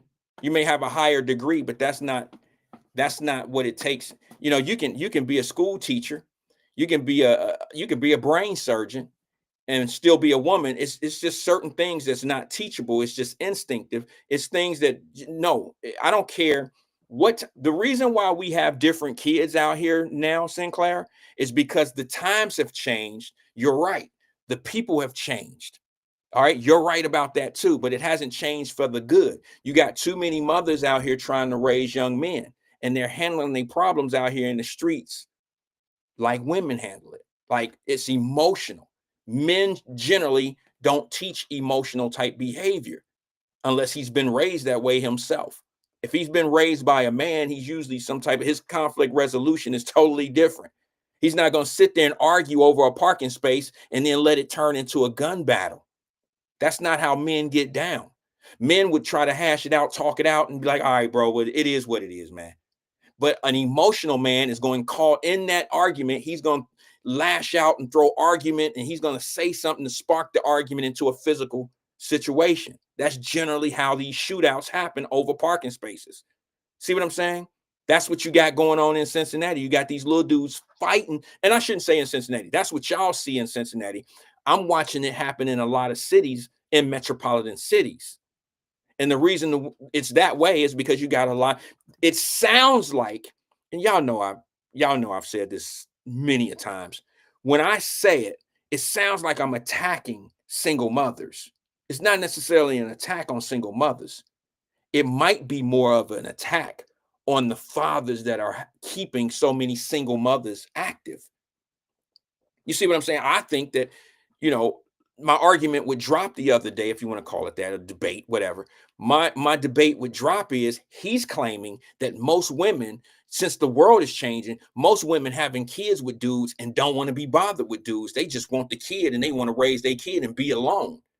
I beg to differ that. I'm not a woman, but I beg to differ that. I quite frankly think that a woman would love to meet a man, have a child with him, and they raise the child as a family together. That's what I think most women want to do. Are there women that want to have children with? I got a friend of mine, I grew up with her. She know who she is. She had a baby by a dude, a friend of mine too. And I'm friends with both of them. And she said, I know we ain't about to be together. I'm having this baby because I want to have a child, but I know he's a good dude. And, I just want to have a baby. And I'm not going to sit around and wait for a relationship with somebody to have a child. That was her choice to do that. All right. But for the most part, I think if the right man came in her life soon enough, she probably would have been, knowing what I know about her, she probably would have been the type of person, because she's a working woman. She's very likable. She just know the type of dudes that we grew up with, and she just don't want to be around dudes that live certain lifestyles. So she choose to just, okay, I'm going to still be a mother. I'm going to be what I'm going to be in life, with my profession. But I'm just not going to run around with a street dude and be paying bond money and court fees. And I'm not going to deal with them type of dudes. But then I think there's a disconnect there. I think the disconnect is she don't really want to square either. You feel me? She's kind of in a catch-22. She don't really want a square dude because he's not fun. But she still wants a family. She still wants to have her kid. And I could be totally wrong, but that's what I'm reading. I've known her for 30 years, 35. Yeah, 35 years. I've known her, and I know she wants a man. She just don't want a man that she got to deal with a certain kind of way. All right, so let me see. I don't know what Twin is talking about there. He's talking to someone, so I'm gonna let them have their sidebar conversations. Jacka says, I encourage my clients to wait a year before exposing people who, screen move. She says, I encourage my clients to wait a year before exposing people who they are involved with to their children. A year. Okay. When you say client, I'm assuming from a professional point of view. Is that what you're saying? You recommend, because that's kind of like the opposite of how I feel, because I don't know how long it took. My mother never brought those dudes around me right away. Never. But at the same time, the man was already put in a position where, look, I dig you, meaning the lady. And if they not doing the things that he want to do, he's going to continue to, if they're not doing the physical thing, if they're not doing certain things, or maybe they're doing it and he don't want to lose that, then he'll do whatever he need to do to make her feel comfortable about me. And that's not genuine to me. You see what I'm saying? That's not him really loving me. That's not him really, you see what I'm saying? Like, I don't know how far this goes with a lot of people, but I've dealt with a lot of fake ass boyfriends in my life, meaning my mom's boyfriends. And I think the reason why, they didn't really want me part of the equation. They just dealt with it. So I wasn't really, and that's probably tough for a woman. That's probably tough if this man is faking shit. Some of these dudes faking that they really love you, let alone your son or your daughter. John Love says, I love all three of my baby mamas. I'm weak.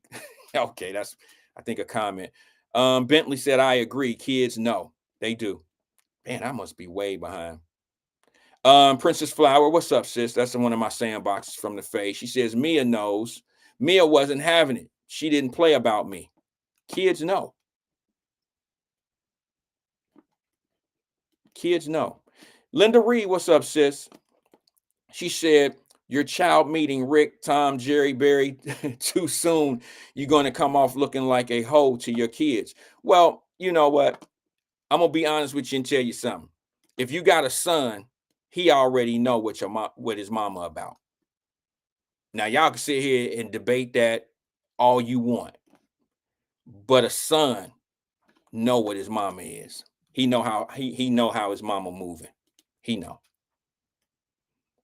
Vernon Johnson says it's a good instinct for a kid to have their guard up when their mother brings. Hold on a second. Okay. Vernon says it's a good instinct for a kid to have their guard up when their mother brings a new man around them. Yes, I agree. I agree. One last one that's far back, and then I'll speed up to the. Sinclair says women and men are emotional. It's not one-sided at all. She said your one-sided opinion is not valid.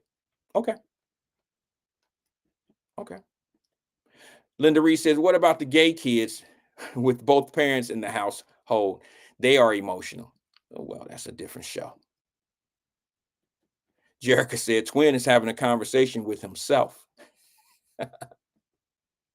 She also says, yes, from a professional and personal point of view. I respect that. When you said from your clients, that's what made me say, is that a professional evaluation? I don't know what you do. You see what I'm saying? That's why I asked that. Kim said, Twin and Jericho Vaughn fighting again. Are they? I haven't read any comments. I think I'm caught up. My dog would know too. Oh, yeah, okay, yeah, you got them little puppies. Linda Reed said my dog would know. Your dog will run little circles or bark or something. They do have instincts. I got a little dog too, little Duke. He do the same thing. Generally, when somebody knock at the door or a repairman come in or something, or a pizza is delivered, I get these weird vibes from a little pup when he sense something. Dogs sense weather coming, they sense bad people coming. So yeah, that's true. I hear you, Linda. All right, so I'm caught up on that. Phone line fell off. All right. I learned something. I discovered something. Phone call came back. Let me take the phone call before I tell you what I learned. Linda said it's for your kids' safety as well. People are crazy. Yes, I agree. Let me go to the phone lines real fast before we get out of here. Good afternoon, caller. This is Wyatt. Who am I speaking with? Yes, your nephew.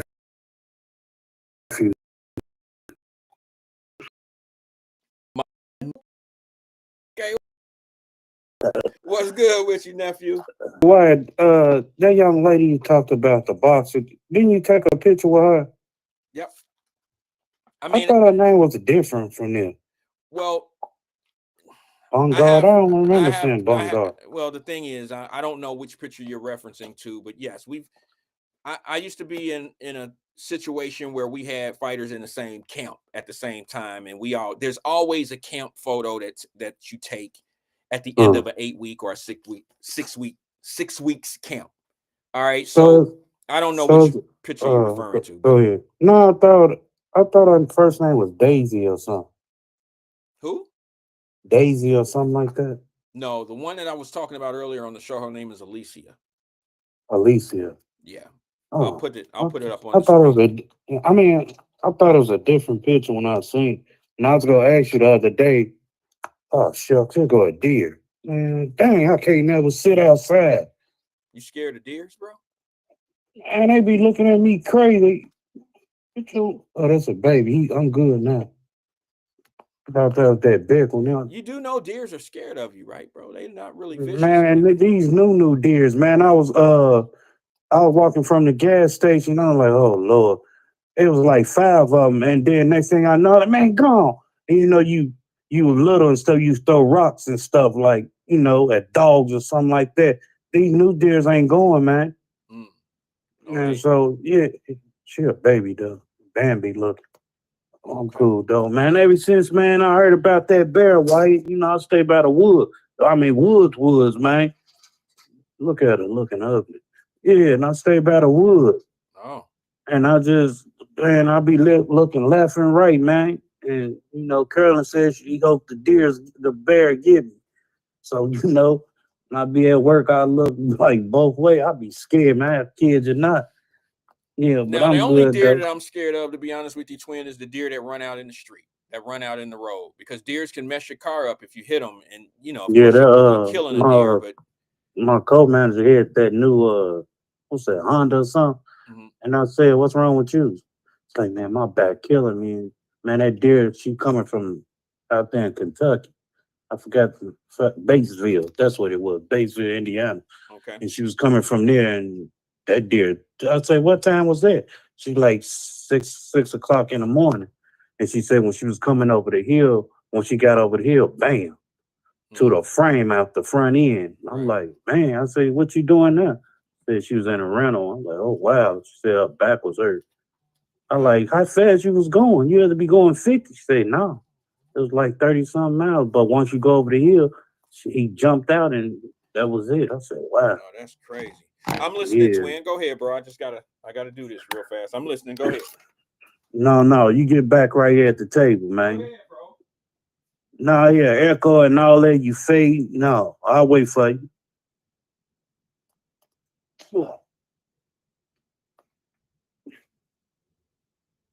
Okay, yo, dear, man.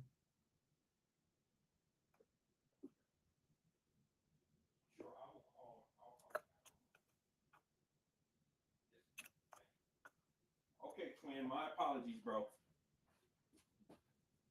All right, go ahead, bro. My apologies. You good, man? Yeah, I just had to, I got some business I had to take care of, and Uh, I had a phone call. we gonna start this off and everything. Wyatt, it's sad, man. And prayers to the young boy. What's that? Yesterday, the 15-year-old, man, 14-year-old got killed. Oh, the one in Wyoming. That's what I heard. I Man, heard about it. it's crazy in the news. The news is, they do their little pump faking job. Man. But Cincinnati's small, and you get, every, everybody opinion. Well, this happened, that's happened, that's how that happened. But man, it's sad how it is, and you know, I come home and I listen to it, and only thing I heard my stepson say is he said he don't want to go to jail. He was vomiting and all that, throwing up, Who and we he was talk? You said scared. your Man. what? Your stepson.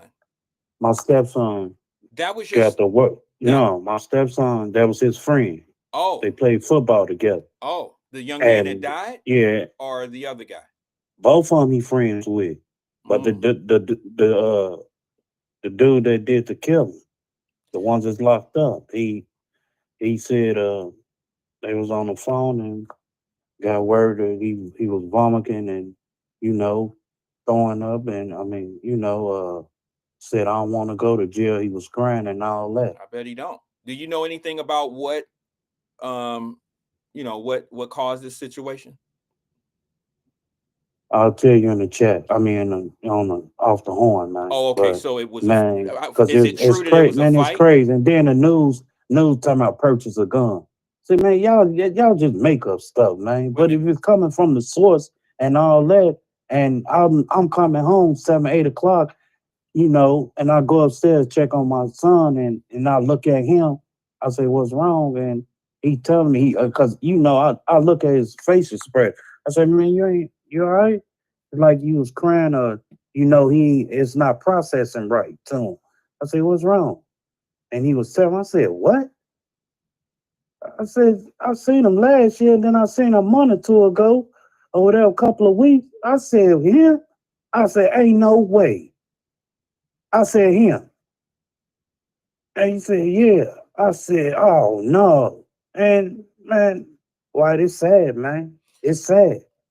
One day you Did here, this young one day man you gone. did this young man live out in Wyoming, or didn't? No, the kid, the young boy, but the killer, he's staying behind you. Okay, all right. Then man, it's sad, man. It's Yeah. sad. The Well, way it I guess happened, all it's the sad. information to come And out. everything, and man, my thing is this, man. My thing is this. To be honest, man, you gotta talk to these kids, and you gotta pray. And if you ain't got God in your life or whoever you pray to, when you get ready to step out that door, I don't care if you're a dope, whatever. Well, let And me. you ain't prayed up or whatever, man. This will happen, man. This is the definition of it. Vernon And Johnson says the prosecutor says it was about a gun transaction and the shooting is on video. It's probably on somebody's door cam, to be honest with you, because it was out on. it's on somebody's door cam, but it ain't about no damn no gun transaction. I don't care what they say. Okay. Come on, man. No, I mean it's. Come I mean, on. it's just It's some, I'm coming, just man. I reading the know comments. it's coming from the source. And these kids be out in this group and all that, and they send back and forth texting. Because I can go in my stepson text and see. I'm like, man, you what? Because let me tell you, let me get over here. Stuck. I think your mama right there. Let me tell you this, why. I went in his text, man, and I was looking for something. I say, show me do this, do this. And why? Let me tell you, I swear for living God, man. God's my way. I look at that text and I look on there how to purchase a gun, Wyatt. So I said, hey, mama, come here. Let me show you something, mom. What is this? And she said, what? Man, and then you go on the internet, Wyatt, and the history of it on your Google thing, and the history, you forgot to exit out, and the history show how to purchase a gun and everything else. I'm like, what are you on? See, we think they doing good, but this what you want? You want to look at girls, you want to purchase a gun, you want to do this, that, and all that. But when I seen that, I pointed it out. So No, let no, me no. ask you What is something. he on? Let me just And everything. let me ask you, twin. What do you think would make a young man 14? Let's just. It may not be this kid, so say, okay. It's hey, let me tell you this, Wait a Wyatt. minute. Let me The get. back and forth. Nigga, you a bitch ass nigga, and you didn't F you, nigga. And I seen all the texts, Wyatt. I seen all of them. Are you Back and talking forth. about this actual incident? This No, actual I'm talking about situation? my stepson. We reversed it. Now I'm Oh, sorry. okay. I'm sorry. I was a little lost. My Yo, apologies. I'm sorry. We reversed it. And that's why I said I had to step away. And I'm seeing a text for myself from him. I'm sorry if I So, twin. mix it up. Yeah. Let me I'm straighten it. sorry. I'm sorry. Let I'm me. sorry. No. My Let bad. me. Let You me. know how twin is. I know you get a little. You switch gears. No, I know. I had Let to me. hurry up and slide my, conversation Let me because just you got a make it. short Let me show. try to make it And clear. Let me just try to make it clear. You're basically yeah, saying that your stepson, your son, you've seen some text messages in his phone before, and you yeah. would This basically. was not hey, why this was 2 weeks ago, man. It was 2 weeks ago. I seen, and then I'm like, oh no, and I'm looking like, what the? And I showed her. She clowned him because I was gonna give him the thing just came to How old is he, twin?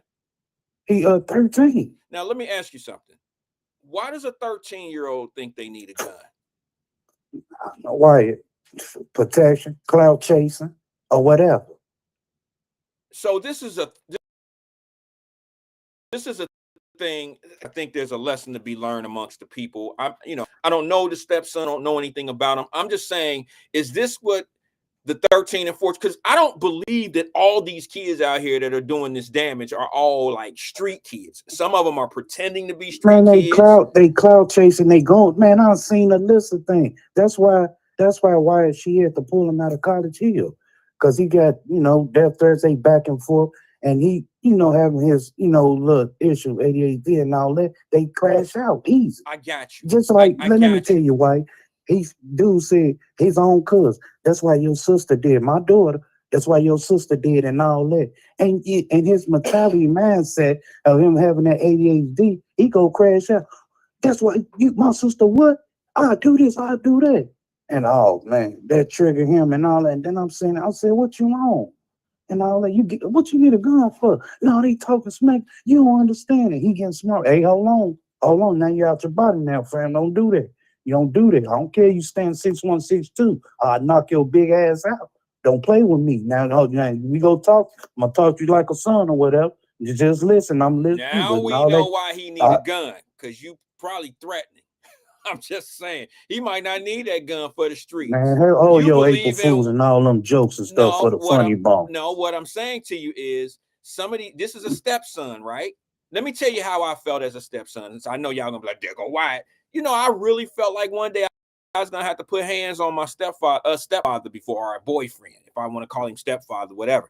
I actually went and got one of my baseball bats, bro, and slept with it one night, thinking that this dude. No, seriously, bro, I didn't have gun on my mind, but I had protection of We had myself and no my guns mother and in my stuff back in mind. that day. I'm just saying, I'm being honest with you, bro. Yeah, I I'm know, just saying, I like, understand. sometimes Don't we bite get, it. as step kids, we get kind of like defensive. And the last thing we want to do is get an ass whooped by a man that's not really our father, or that's the same man putting his hands on our mama or something like that. Yeah, we will go to bat, no pun intended. We will go to war for our people. And when I said maybe that's why he wanted to get a gun, why he wanted to maybe purchase a gun, is because maybe he felt threatened, not just at, on the streets. Maybe he felt he needed protection at home. That's not true, man. Okay, That's maybe, what maybe not. these kids and nobody don't want to fight. I don't care. Just example, there was an example, what, 2 weeks ago, 3 weeks ago, old school and everything, over parking spot. That, yeah. When I first got to Cincinnati and went there, OG Rick and everything, over $5, man, $5. I don't think it was over $5. Huh? I don't think it Huh? was. I don't think it was over $5. It was a principle over $5, and I don't like you, Negro. That's what it was. Yeah, there you You go. jealousy and all that. That's what it was. There you and go. then I'm like, you can take this out. No, man, he getting money. What you mad at that man for? I'll come out, man. Your stomach rising like cookie dough, man. He just, I'm like, dang, over $5, and this the principle of it. And so, cause you mad at that man, they don't fight no more back in the day like we did and everything. And told that, but when I had a bang, I was doing it for a reason. See, Keep Ronald the other Dixon. rivalry off me. Let me just say That's this. what I was. That's what I was told the gun for. Ronald I Dixon. wasn't out there on no robbery stick. I did it for a reason. I got you. Ronald Dixon said I did the same thing. Wyatt, real talk. I was 11. I was about that same age. Ron. I always see some people, Ron. We say things. It ain't for everybody. You see what I'm saying? It's not the things that we say over here. It's not for everybody. Sometimes people might think it's a left field fly ball or going to right field, and it's not relevant to other You stuff. did it because the mistreatment of your mama boyfriend, or step it could be, or whatever. It could be a stepfather. That's why you holding the bet. Yeah, that's true. Yeah. Back in your I don't know if I've ever had a situation where I seen a guy in my life where he felt like he was. Now, I'm not saying that guys who grow up with their father don't challenge their father. I'm not suggesting that at all. But I don't know if a guy who's raised in the same home as is not in our community, not that I can ever recall. I've never really heard of any young man that looked like me. I'm gonna all right, be mad at me for saying it. I've never seen or heard of a young man that looked like me who grew up with his father, his birth father, and he shot and killed him, or he beat his ass on a regular basis. I just don't know if I've ever seen a black kid that did that. All right. I don't know of one. That don't mean it don't exist. I mean, it got older than Marvin I Gaye can think did. of some other people that don't look like me, where they shot up their family, killed their mamas, and all this other stuff. I've seen that and heard of it before. I mean, there's cases pending right now in open court. But I'm you just remember saying, Indiana White? Dude in what was that? He didn't buy him a gang. A white boy went in there, got his daddy gun. He was a sheriff and shot him in the chest. it sounds realistic to me. But I'm just saying, like, that's not no real. It was on the news. I said it sounds realistic. Oh. Yeah, it sounds realistic. It sounds like something that could happen. Yeah.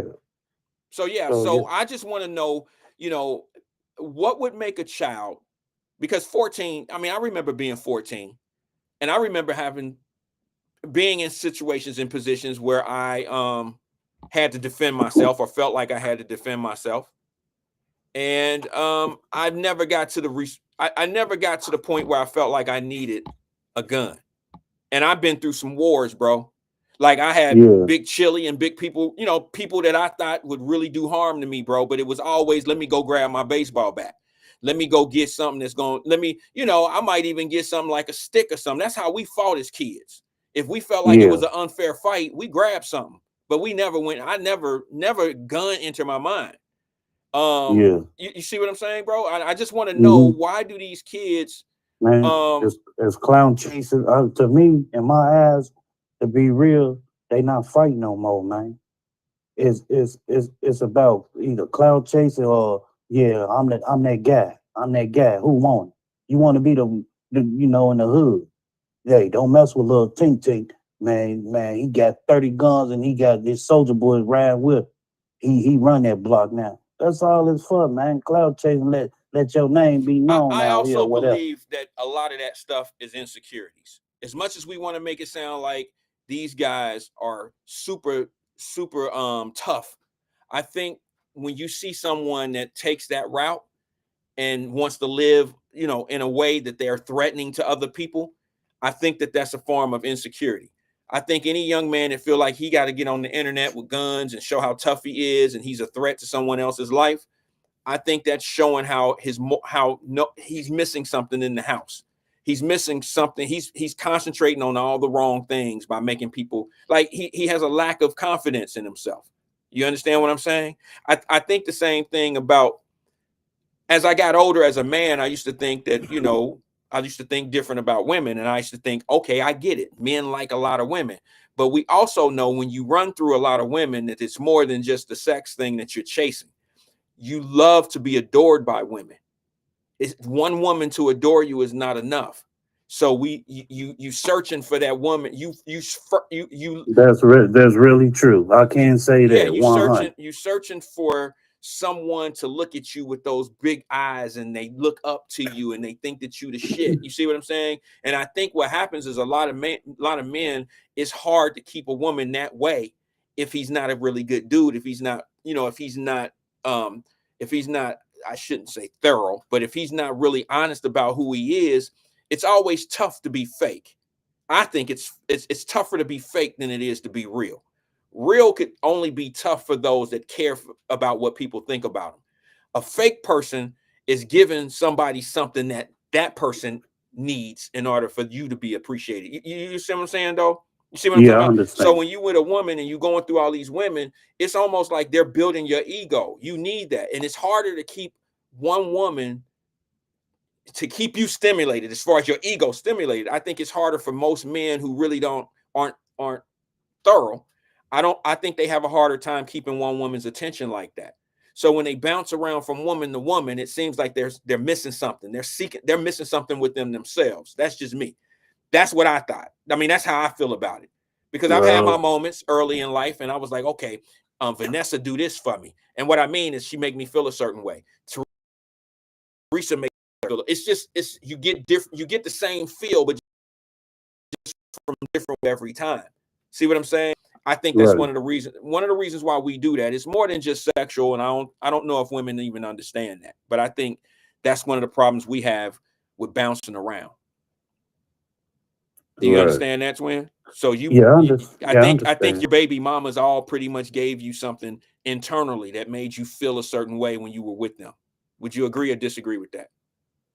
I agree with it. Okay. Well, I think one of the things see what happens is this is how men teach men, in my opinion. I think when men teach young men how not to be so emotional in their lives, they concentrate on the things that's more important. They don't concentrate on the feeling so much of versus the need. I think the need is more, I think we need the men in our lives to be able to tell us those things of what I just told you. I think women they don't really they don't tell it like that because they You don't have to know. open up more, man. Stop. I used to be like that, stuck in my ways and not open up and really express myself. But I learned through the hard way, like, I gotta really sit down and talk to them, Hey, man. twin, can I say this to the crowd? I promise I'll give it, Go ahead. the microphone is yours. I know, Donna. I know, Donna. But you got to understand everything is not for everybody. I might be talking to twin, but other people are listening. It's not always for the individual that, this is a talk show. So I might be talking to twin. There's some people, there's some people here that they understand. They know. They know. And they may not say anything. There's some people that may doubt it, but they might not know what we know. There's a reason why people sell drugs. It's not just to get rich. It's a lifestyle. All right. I've expressed that so many times. Most people that sell drugs, it's not because they can't pay their mama's rent with a job. It's a lifestyle that come with that. Playing on women and having multiple women and all this old shit. It's a lifestyle. It's a ego boost. All of it. A lot of dysfunctional behavior in life that seems to be. It's really a low self-esteem type of a thing. You need something to build you up. And if nobody's ever taught you how to do the right thing or to go get it the right way, then this is what you end up getting. Jerica said cuddling. I don't know what that means. I really don't know what you mean by that. She said what? Cuddling. I guess she think I'm talking about you, but I'm not. Cuddling. Whatever. It doesn't matter. Let's move on. You can get all the cuddling if you want to. Man, it's just the way, I won't ever open up and everything about my situation. I will always, do sneaky things. And, it caught up with me in the long run. That was just being selfish. That was just being selfish. Sneaky means selfish. Sneaky is a new way of saying. Yeah, and if she ain't treat me right, hell with you. I don't want that fool. I don't care what you. I'll go to the next. She ain't hell with you too. And I kept bouncing. I'm like, man, I gotta go do this and go do her, and it was confusing, and it wasn't. I was lost, and I'm like, man, I gotta slow my roll. Man, I'm doing too much. Brenda and told I me, had to I gotta settle down. Sorry, twin. I gotta get on some of these comments because it's coming from people that normally don't make comments. I don't disagree with you, Brenda. Brenda Burt said, I disagree. Some people sell drugs to eat. Yeah, they do. They do. They sell drugs to eat, but you can work at McDonald's and eat. You can work at McDonald's and fast money, Wyatt. You get a $400 check a week, but you used to make 1,000, man. You can make that 1,000 within an hour or two. That 400 got to wait a week. That's why, and then the lifestyle, like you say, the lifestyle. Hey, man, I want them J's. I want to turn up and stuff. I got an entourage with me. I'm about to turn up tonight. I can get this 1,000 real quick, but that 400, man, it's gonna take a long time for me to get that $400 check when I can get this 1,000 within an hour. And some people institutionalized like that mindset. Man, hell with that job, man. If I know I can make this 4-5 bands a week. That's because somebody didn't put anything else in their mind. You said what? Okay. Because someone didn't put something else in their mind. It's about you making choices of it, man. If that's your choice, you want to sell dope all your life and stand out as the man, that's you. I can't knock your hustle for what you doing. That's your choice you made, which is choice I made. I want to sell dope. Okay. And everything. If I know I'm making this $2,000-$3,000, whatever, within there, even though I had because I had an alibi, I had my job, but I knew what was coming behind it, what I was facing up to it. I'm gonna go lose. And when I lost and got that 3, 4, 5 years they got out of me, I knew what was behind it and everything. So I wasn't just out there. I knew what was the consequence behind it. Hey, you know you're going to jail, nigga. You know you're going to jail. That's how I look at it. And I had to accept the fact. Facing that judge. Take this 4, 5 years and sit down. I knew what was behind it. No, I mean, everybody. I think everybody that does people don't understand. Why? You used to it. When I got out the joint, why? I had $600 on me, $500. And why? When I got out, hey, man, I need some more money. I had a job waiting for me. And that's what I was on. I did it, and then Wyatt, I'm like, oh no. It came so quick, Wyatt, like that. $3,000 within 2-3 hours, Wyatt. Oh, slow down, twin. Get on the block, Wyatt. Here come the boy. Whoop, whoop. Hey, what you doing? Hey, who working? Nobody. Oh, no, this ain't for me. That was a warning sign. Hey, you keep doing this, you going right back. Stop, shop closed, man. I'm done. Give me a Greyhound ticket to Cincinnati. Here I come, man. Got on that Greyhound, man. Yeah, boy, that's part of life, man. Yeah, I understand. But somebody introduced you to that part of life. You weren't born and No. somebody I was a church boy when I was little. Yeah, man, I couldn't stand church growing up, man. But what in there, damn near 5 days a week. What I'm saying to you is it wasn't a family business. Selling drugs. Wasn't no family business. You say what? Wasn't no family business. The drug game. Man, there wasn't no family business, but hey, my family, hey man, I can go deep in the game about this. Now there's a But when difference, I bro. see There, when I there, wait a seen minute, hold all on, that, twin. There's a difference. and Okay, my father hustled and sold drugs, and that don't make it a family-owned a family business. It just means that some of his sons wanted to get in the game because they that seen their money dad. turned into family business. What you talking about? Yeah, okay. See, I think that's But the I know what perception. you talking about. I know what. Come on, Wyatt. I No, know what you talking about. I'm not slow. I'm I not know what you suggesting talking that you. about. I'm not suggesting that you slow, but what I'm saying to you is when I, things. I know. I know. Yeah, enterprise type. Yeah, yeah, But because it can let be me let me let enterprise, me tell but you, you I know, hate to say this out loud because I'm just thinking it. When you sell drugs and you come from that type of stuff and you're turning it from into a family-owned business type of thing, you end up with ice cream shops. You end up with cash washing businesses. Some of y'all know what I'm talking about. Some of the largest names in the city of Cincinnati, some of that root of wealth came from the drug trade.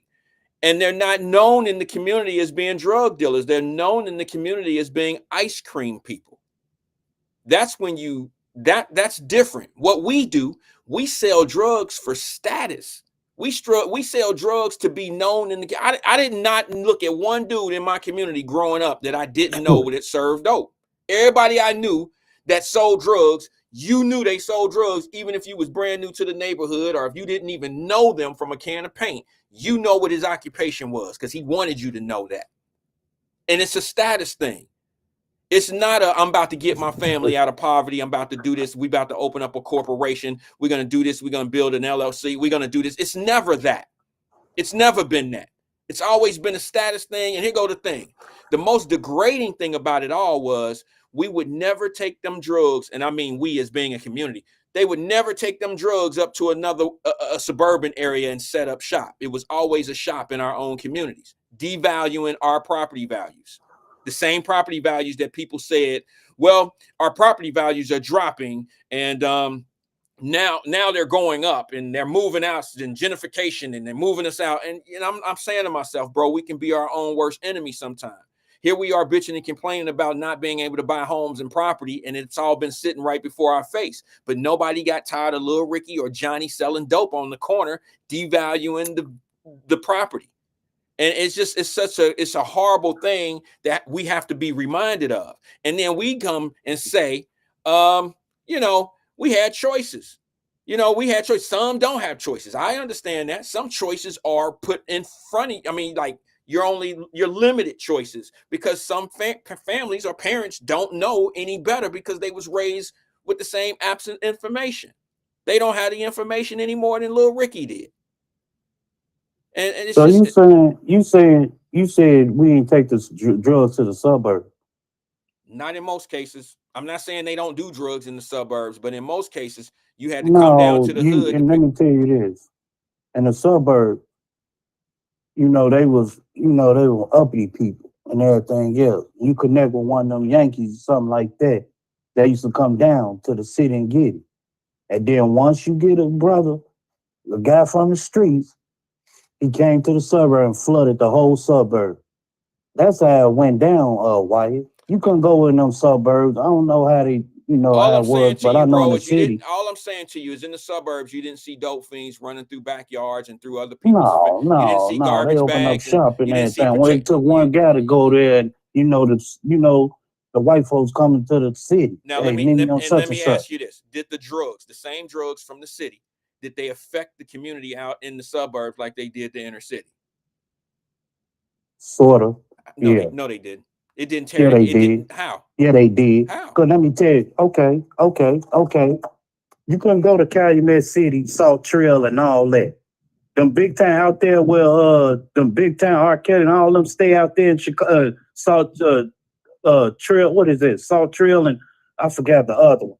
Out there, them big time Calumet City, Dalton and all that, man, those all rich people and all that. Up the nice house. You could, man, they wasn't talking that. You go out there right now, why it's messed up, man. Okay. Done let So all them Section 8 and all them people flooded that. that had nothing to do with the drug game, brother. What you mean it did? Okay. I don't know about Cincinnati. Well, you couldn't go back there and what is gentrification or something? Yes. That's what. Okay, So that is. So here's what happens. I'll give you And something. Wait a minute. gentrification causes what? Wait a minute, hold on. Well, I'm The answering. fraction of the dope coming in there flooding. Well, Man, we no. was had green grass. We ain't got nothing. No, I don't. Miss Rosemary used to have a nice garden. Let She me- ain't got nothing. No, You know what? no, A little you're wrong. tutu and them came up there, messed the whole suburbs up. Yeah, but Come on, Wyatt. But you're wrong, because let me tell you what hurts. What gentrification does to communities. It pull people into areas that they're not ready for. Twin. It's not necessarily the dope game. There's people that live in the fade. What area, man? You got downtown used to be what? Probably white, and then now they moved to what is it? They probably was white, then the whites moved all the way out to the suburb. Now they moving back downtown. Come on, Wyatt, stop the pump faking on here. This your show. I respect you, but you pump faking today. What would be my motive to do that? I'm just saying, man. That's how it used to be. Just like look at this. No. Hold on. You said I'm pump faking. What's my motivation, or what's my motive to pump fake anybody in this case? What do you think I'm hiding, or what do you think my intentions are here by saying? Man, you know how it used to be when them white folks used to be down there downtown. Then they moved out in the suburb and came back. Yeah, but that was not what we were talking about. We're saying how the drug game infested the inner city, and it had a bigger. It was more damaging to the inner city than it was the suburbs. I understand that's not saying that the suburbs didn't have drugs in it. I know for a fact that people in the suburbs did drugs, but yet their community stayed it stayed clean and all of that. I'm saying that the most drug activity in the wide open areas were being done in our areas. Yeah. Okay. Yeah. Most drug dealers that I know didn't go to the suburbs. They camped out in the project in our neighborhoods. When you do that, it tears the value down, the property value. It makes people want to leave and move out.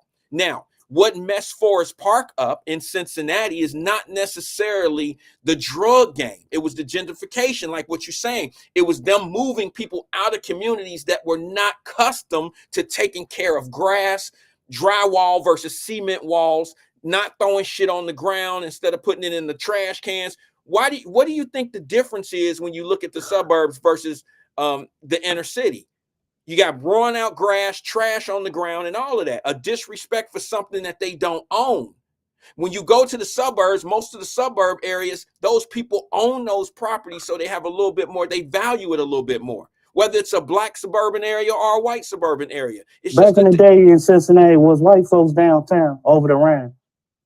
To be honest with you, and I don't know how far back you're talking. How far back you talking about? Let's go back. What drugs infected? What 84, 82 maybe? Start Jack booming. So let's go back to then. Go back to where? Say 85. No, 84. white folks didn't live in downtown Cincinnati like that in the 80s. I'll go the whole decade. 70s. I'll go that whole era. They wasn't there in the 70s either.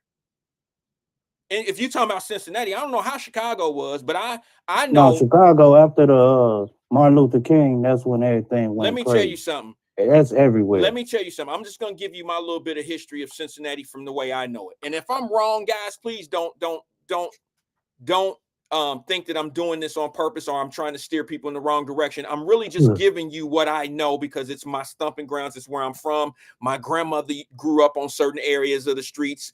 When I was a little boy, she told me about Sycamore and down on Bank and stuff like that. I've never known white people to live in downtown more than they live in downtown now. You understand what I'm saying? Like downtown was always predominantly black. There was more Jewish people that lived in downtown Cincinnati than there were what we call suburban white folks in downtown Cincinnati. There was black people all the way down into what they call, there's an area downtown Cincinnati, it's Queen, where Queen City sausage and all that is. That's actually a red light district area that's governed a whole different way. Nobody from city council will ever you tell you this. Spring Grove? Down the street from Spring Grove. That is a red light district area that's governed and has different state statutes on it or city statutes on it. City council will never talk about that. But that's a different area down there. And that was all predominantly black with black owned businesses. What was that area called? Something bar. I think it was I don't know why I'm losing it. That area was predominantly black. We were very self-sufficient. So Ray Street and all that, Liberty and all that, that's Race, considered Ray over the Street, Rhine. That was all black. yes. All the way Oh, from over the Rhine, all the way down to Union Terminal. okay, Yes. okay. I understand now. So what happened is when you start getting people moving to certain areas that are not accustomed to taking care of certain things, that's one. Kenyon Bar. Thank you, Edward. I appreciate you, brother. That is, and then y'all know what I'm talking about. That's why the city of Cincinnati gave that crazy ass apology to the black community in Cincinnati because of how they displaced people in that area. That was predominantly black. It was so Spring Grove is Kenyon Bar. That's what the apologies down the street from. I was hearing I a don't year want or to go two all the ago. way down Spring Grove because that's fairly long because it go all the way down to the P&G area where those factories were. But from my understanding, it stretched as far back as where those P&G factories are, and it cut off right there somewhere around where the Winton Terrace entrance or where you go to Winton Terrace or something like that. I don't know all of the specs, I don't know them all. But I remember my grandmother telling me, here's another thing. Let me say this to you about that area. So what apology came from? Because they flipped the strip on gentrification or something like that? Yeah, they moved a lot of those people out to be able to do what you see down there, like Expressway, okay. that big ass. That's sort of the apology. I was wondering why. Expressway, you know that thing that Stefan Pryor was talking about? That split. All that stuff down there was not there. So they wanted to move people out so they can start putting in expressways and things of that nature. Yeah, I get it now. Okay, that's why I heard a couple of years ago. I'm like, Kenyon Bar. And then I don't want no apology and all that on a radio station. I remember, Scotty Johnson apologizing. Well, one of them. Well, my thing is, I shouldn't say I don't care about that stuff. I just want it to be known so people could know that it existed. I want y'all to know that there was a lot of barbershops owned by us. There was a lot of grocery stores and markets and things of that nature by us. It's important. If we don't know that type of history, we don't know the capability of it. Sometimes you don't know what you're capable of if you don't think it ever existed. All right. And this was in some of the here, my mother-in-law, God bless her soul. She's 84, 85 years old. One of the two, I think 84. She's 84. Her next birthday should be 85. Yes. Came from Alabama. And when she came from Alabama to Cincinnati, she lived downtown in that area. Right. And I asked her, I said, well, where did you stay? And the address that she told me, I didn't recognize it. And she had to describe it to me, and it was down by Union Terminal. There were 2-family, 3-family little apartment buildings, sort of like what you see in New York, these connecting buildings that had apartments in them, but they were brick. And she said, when I got here, she was a young girl. She was only like 15 years old when she came, when she moved from Alabama to Cincinnati. And, she had a child and she was living down there. And she said that all they had was businesses that, in that area, that's where you stayed and that's where you worked. You didn't go to many other places. You would walk up to over the Rhine. They had their own little nightclubs. They had their little amusement parks and stuff. And when I say amusement park, I mean parks that had swings and stuff like that in it, not rides and stuff, the amusement parks that had, swing sets and slides and stuff like that in it. And she said, we would just stay there. You wake up, go to work, go home, and that's where we live. That's what we did. Yeah, so that is something that I would really love to see again. I believe instead of looking to move where somebody else is, build your own. We could be building our own stuff. I've always had these conversations. That's what I've always been about on this platform. We should be moving and building like that. Hey, Wyatt. Hey, man, what you think about this curfew they proposed? It's not a proposal. That's something that should have been implemented 5 years, 115 days ago when I was talking about it on Wyatt Live. Hey, Wyatt, before all this jump off and all that, years ago, I think before COVID or a little bit after, I want to say, didn't they put that in place before, man, for the kids? There was a curfew that was already in. There was a curfew that was already in place. I think what happened is when COVID happened or when that took effect, they put it back. They brought it back. You know what I mean? Or they implemented it, or they start using it. My So this is thing the is, results you get when you let your foot off the gas, huh? well, no, it's just they're in a messed up situation. Let me just give you an idea of what I think here. I think what's going on in the city of Cincinnati is this. I think the city is in a predicament where they have so many kids that don't really obey the rules and the laws that the city don't know what to do with them. Because you can implement the curfew, but now where do you send the kids and what do you do with them when they get caught? You know what I'm saying? When you catch one, where you do? What I heard on the news, I got the clip. I should have played it. I'm going to start taking custody, taking them to a rec center, and then have the parent come pick them up. If it happens more than 1 or 2 times, they're going to start fining the parent. Okay. I think that if you're going to start doing things like, I don't understand why you would even have a law in place if you don't have a way of facilitating it. You see what I'm saying? That's almost like, why put something in place if you don't have a way to, if there's going to be a punishment, you got to be able to place the punishment. Where's the punishment? Okay. I caught this kid out at 12 o'clock at night, 1 o'clock in the morning. What do I do with him if I catch him? It's a rule that he shouldn't be out right now. So what am I going to do with it? But I do understand that they have to do something. And I think if they do something, they're not going to have to take 400 kids to jail. That's not, I don't think that's realistic. They're not going to have to take 100 kids a night to jail. You think that disease, you think that virus, not disease, but virus is spread like that? If only take one. Look, Virus. Johnny went jail second time. He got to do 7 days.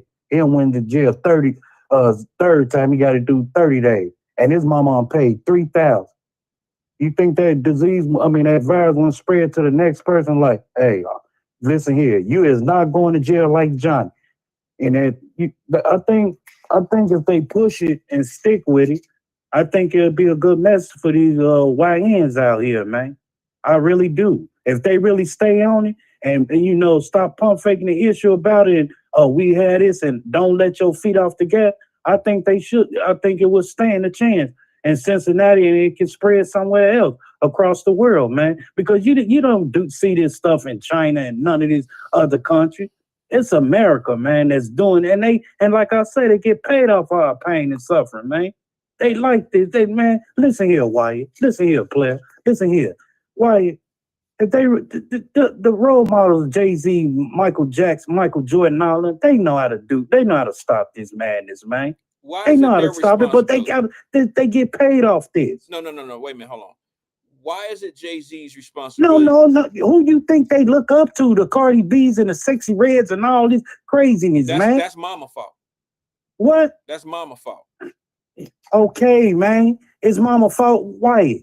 If Jay-Z or Lil Wayne or one of them go out there sagging their pants down. Teach your kid piano and don't worry about rap music, then they won't have a role model like Jay-Z. Tell the government to take it off. You go over there in Russia, they don't play no damn rap music. They ban that. Well, go over there in China or Russia and play some rap music. See what happens. Well, come on, Wyatt. Stick with the program. Go implement or go off their playbook. No, the program is how parents raise their children. Man, they ain't going on. They ain't listening to them programs. These people, it's good programs. Don't get me wrong. I ain't gonna knock them, but they ain't listening to that. No, let me just say this, brother. Not all children listen to gangster rap and go out in the streets and do gangster shit. Some kids are don't, but they social media TikToking it. Well, maybe so, but not all kids are social media going out and doing things that's detrimental to their life. They're just not doing that. But I think there's some point. Evidently, it's almost like it because every time you pop on the news or Facebook and all that, Lil Ray shot up the club. Lil 14-year-old just shot such and such.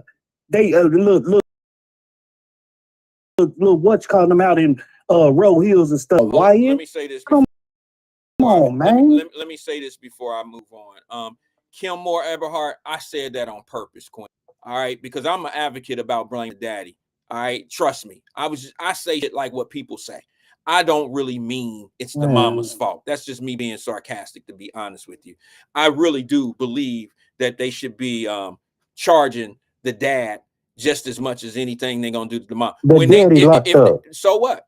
So what? If The his daddy ass, locked so up. Why what? you go charge somebody locked up for? For Say, what? because you got a child out here that you're neglecting. No. Go send his ass to the army or the dead funeral home. Pick some dead body up. Go sit him in that 24 hours in that more and everything. This is what can happen to you next time you come here. Let him sit in there in that dead burnt body or shut up body and sit there with the lights on. Come on, man.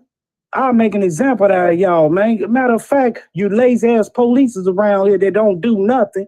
Just go there and do y'all job. Hey, do it like us. Put a pack on them or something like that. Then I tell you, stay off that corner. Then I tell you, come with me. Well, come on, man. You gotta understand, Twin. Man. Let's go back to the old ways, Wyatt. Ain't no it's gonna take one time. I'm tired of you coming on and bring you home 12 o'clock. Come on, Wyatt. Bring it back. Twin, you have to understand something, brother. I hear you. I really do hear you. But things don't move like that, bro. They don't move like that. And the reason why they don't move like that, you just brought the police into the equation. The police, they pretty much got their hands tied, to be honest with you, bro. Like, there's a police officer. Y'all know Andre. He just retired. He's about to do a podcast. Yeah. I wish him well. I really do. And that's not heat. That's not hate. None of that. But he's sitting back telling y'all what's going on. I don't know how well he's going to do because there's a lot of accountability from parents. And he's in a market like I've been in for 5 years. I don't know how long that's going to last to be able to sit here and tell so much truth. I wish him well. But he'll tell you just in his little 10 or 15 minute riffs and stuff on his Facebook page. He'll tell you the police are not motivated to go to some of these areas and do what they're supposed to do. They have bad leadership. And the reason why they have bad leadership is because the leadership's hands are tied. He just ran off on his Facebook page. Before I came on today, I actually watched it. And he said, none of city council want to ride around the city and do, what do they call those when they ride with the police officers in one night? A ride along, or ride with them, or ride along with. They don't want to do that. They don't really want to get engaged with things. And see, I'm only bringing this up because this is stuff that we had conversations about years ago. Yeah, you got everybody you want in city council, but it ain't going to change anything that's going on in the streets. It's not going to change anything. I want to see if they're going to blame everybody that they wanted in these places when they start giving you these fake statistics and all this old stuff about crime down. Meanwhile, 14, 15, I could show all these videos of things happening in the city. I could show them, but they still got that. They got people's minds. They still are they're arrogant enough to come on mainstream TV and look you in the face and say things are down. The way they categorize the crimes, of course they can be down because you can manipulate statistics any kind of way. But the real person, no, wait a minute, hold on. There's too many 14, 15-year-olds out here getting in trouble, and there's too much going on, and we see the disrespect. We see what's happening. We see that the 4th of July and the June 19th incidents are getting trashed out here, and we see what element is involved in that. You can't hide it. You can manipulate the numbers all you want, but you can't hide it. But my point to it is this. Andre's coming out with his podcast. He's going to talk about these things. He's swearing up and down that when he talk, it's going to be the realest thing ever, and it probably will be. But I think in his real conversation, he's going to have to throw some people under the bus that y'all love. Y'all love them. And when I did it, it didn't work out too well for me. It just didn't work out too well for me. Even though he's been on the force 25 years, I've been out there 20 years. We pretty much know the same reason why things are happening. We know why. And we know that leadership is involved in making things work the way they're supposed to work or not work if you're not doing the right thing. We know. Oh, he's an ex-police officer, you said? He just retired last week, bro. He's a good guy. Really good guy. He's spiritual. He's a husband. His wife is a police officer as well. What's his name? Andre Ewing. Ewing? Ewing, just like Patrick Ewing. Okay. And I mean, this guy, he started out talking because people thought the energy was coming from a different place.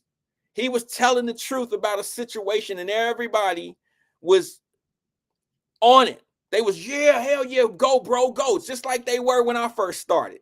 And then when you start talking and telling the truth about the situations of why things are happening and who you got to point the finger out at and say, hey, this ain't just, he just said this the other day.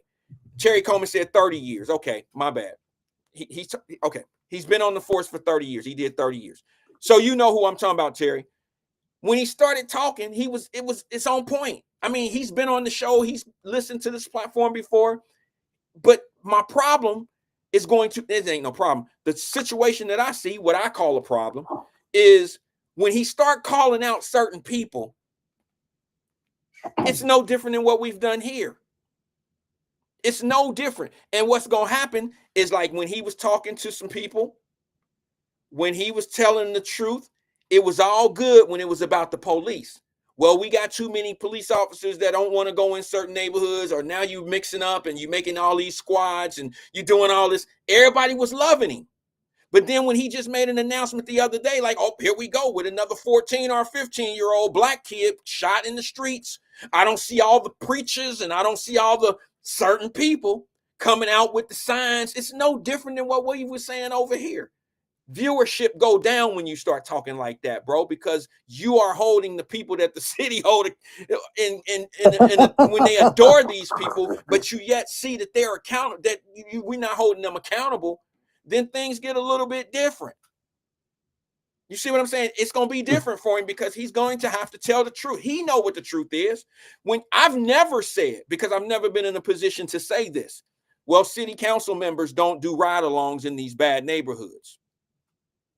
Rod says, I grew up with Dre in Madisonville. Then you know he a good dude. He a Cincinnati dude at that.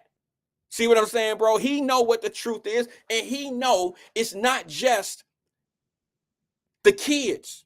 He know it's leadership. He focuses more on the lapse of leadership in the area than anything. You see what I'm saying? And people. So you say leadership. So do you consider it as a 50-50, man? Like it's the parents' fault and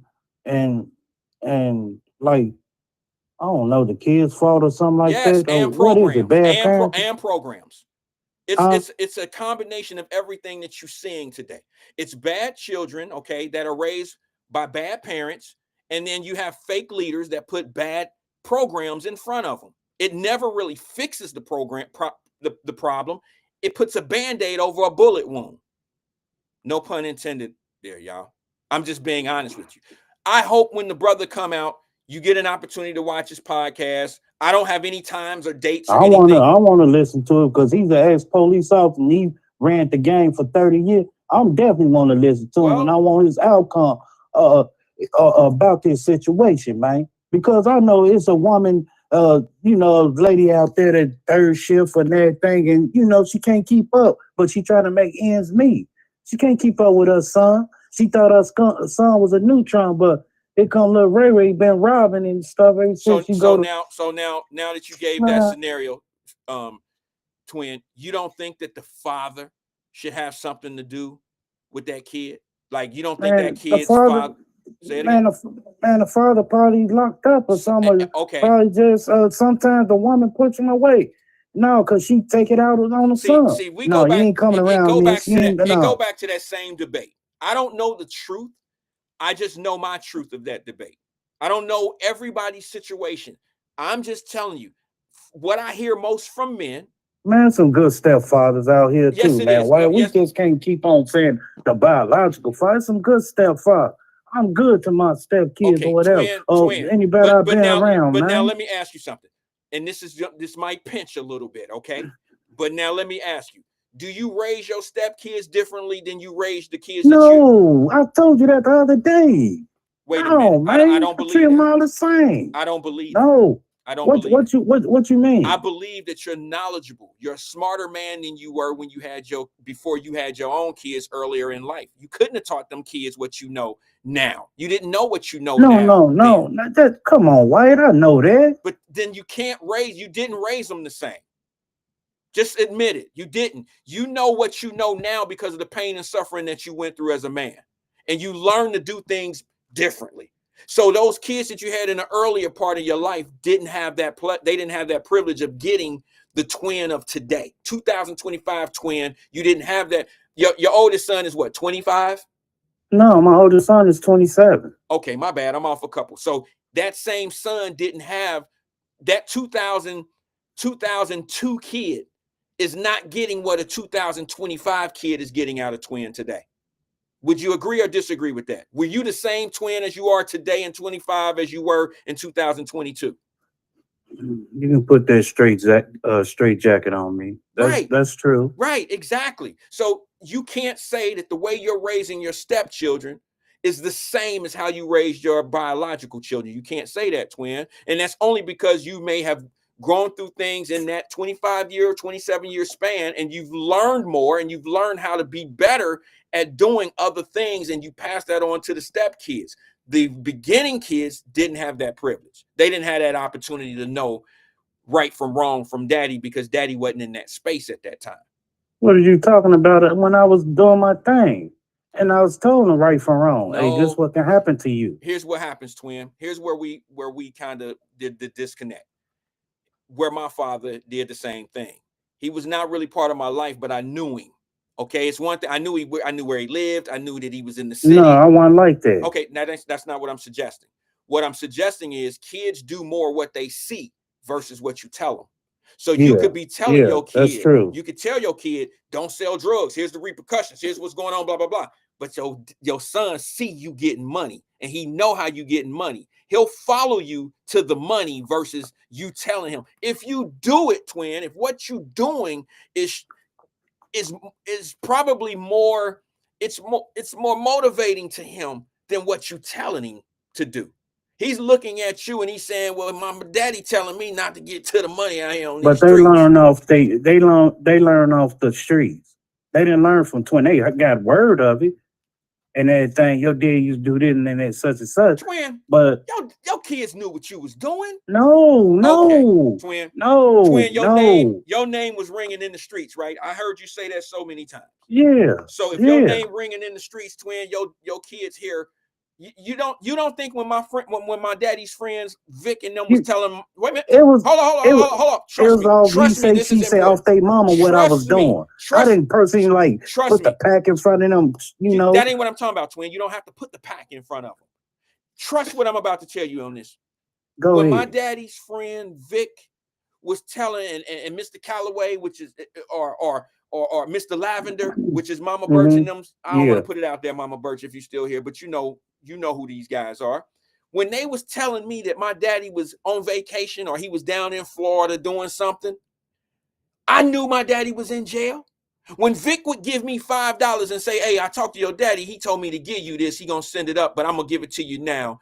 You don't think I knew my father was in jail? How you know he was in jail? Because he was a street dude. My father ain't going to no damn Florida. Who told you?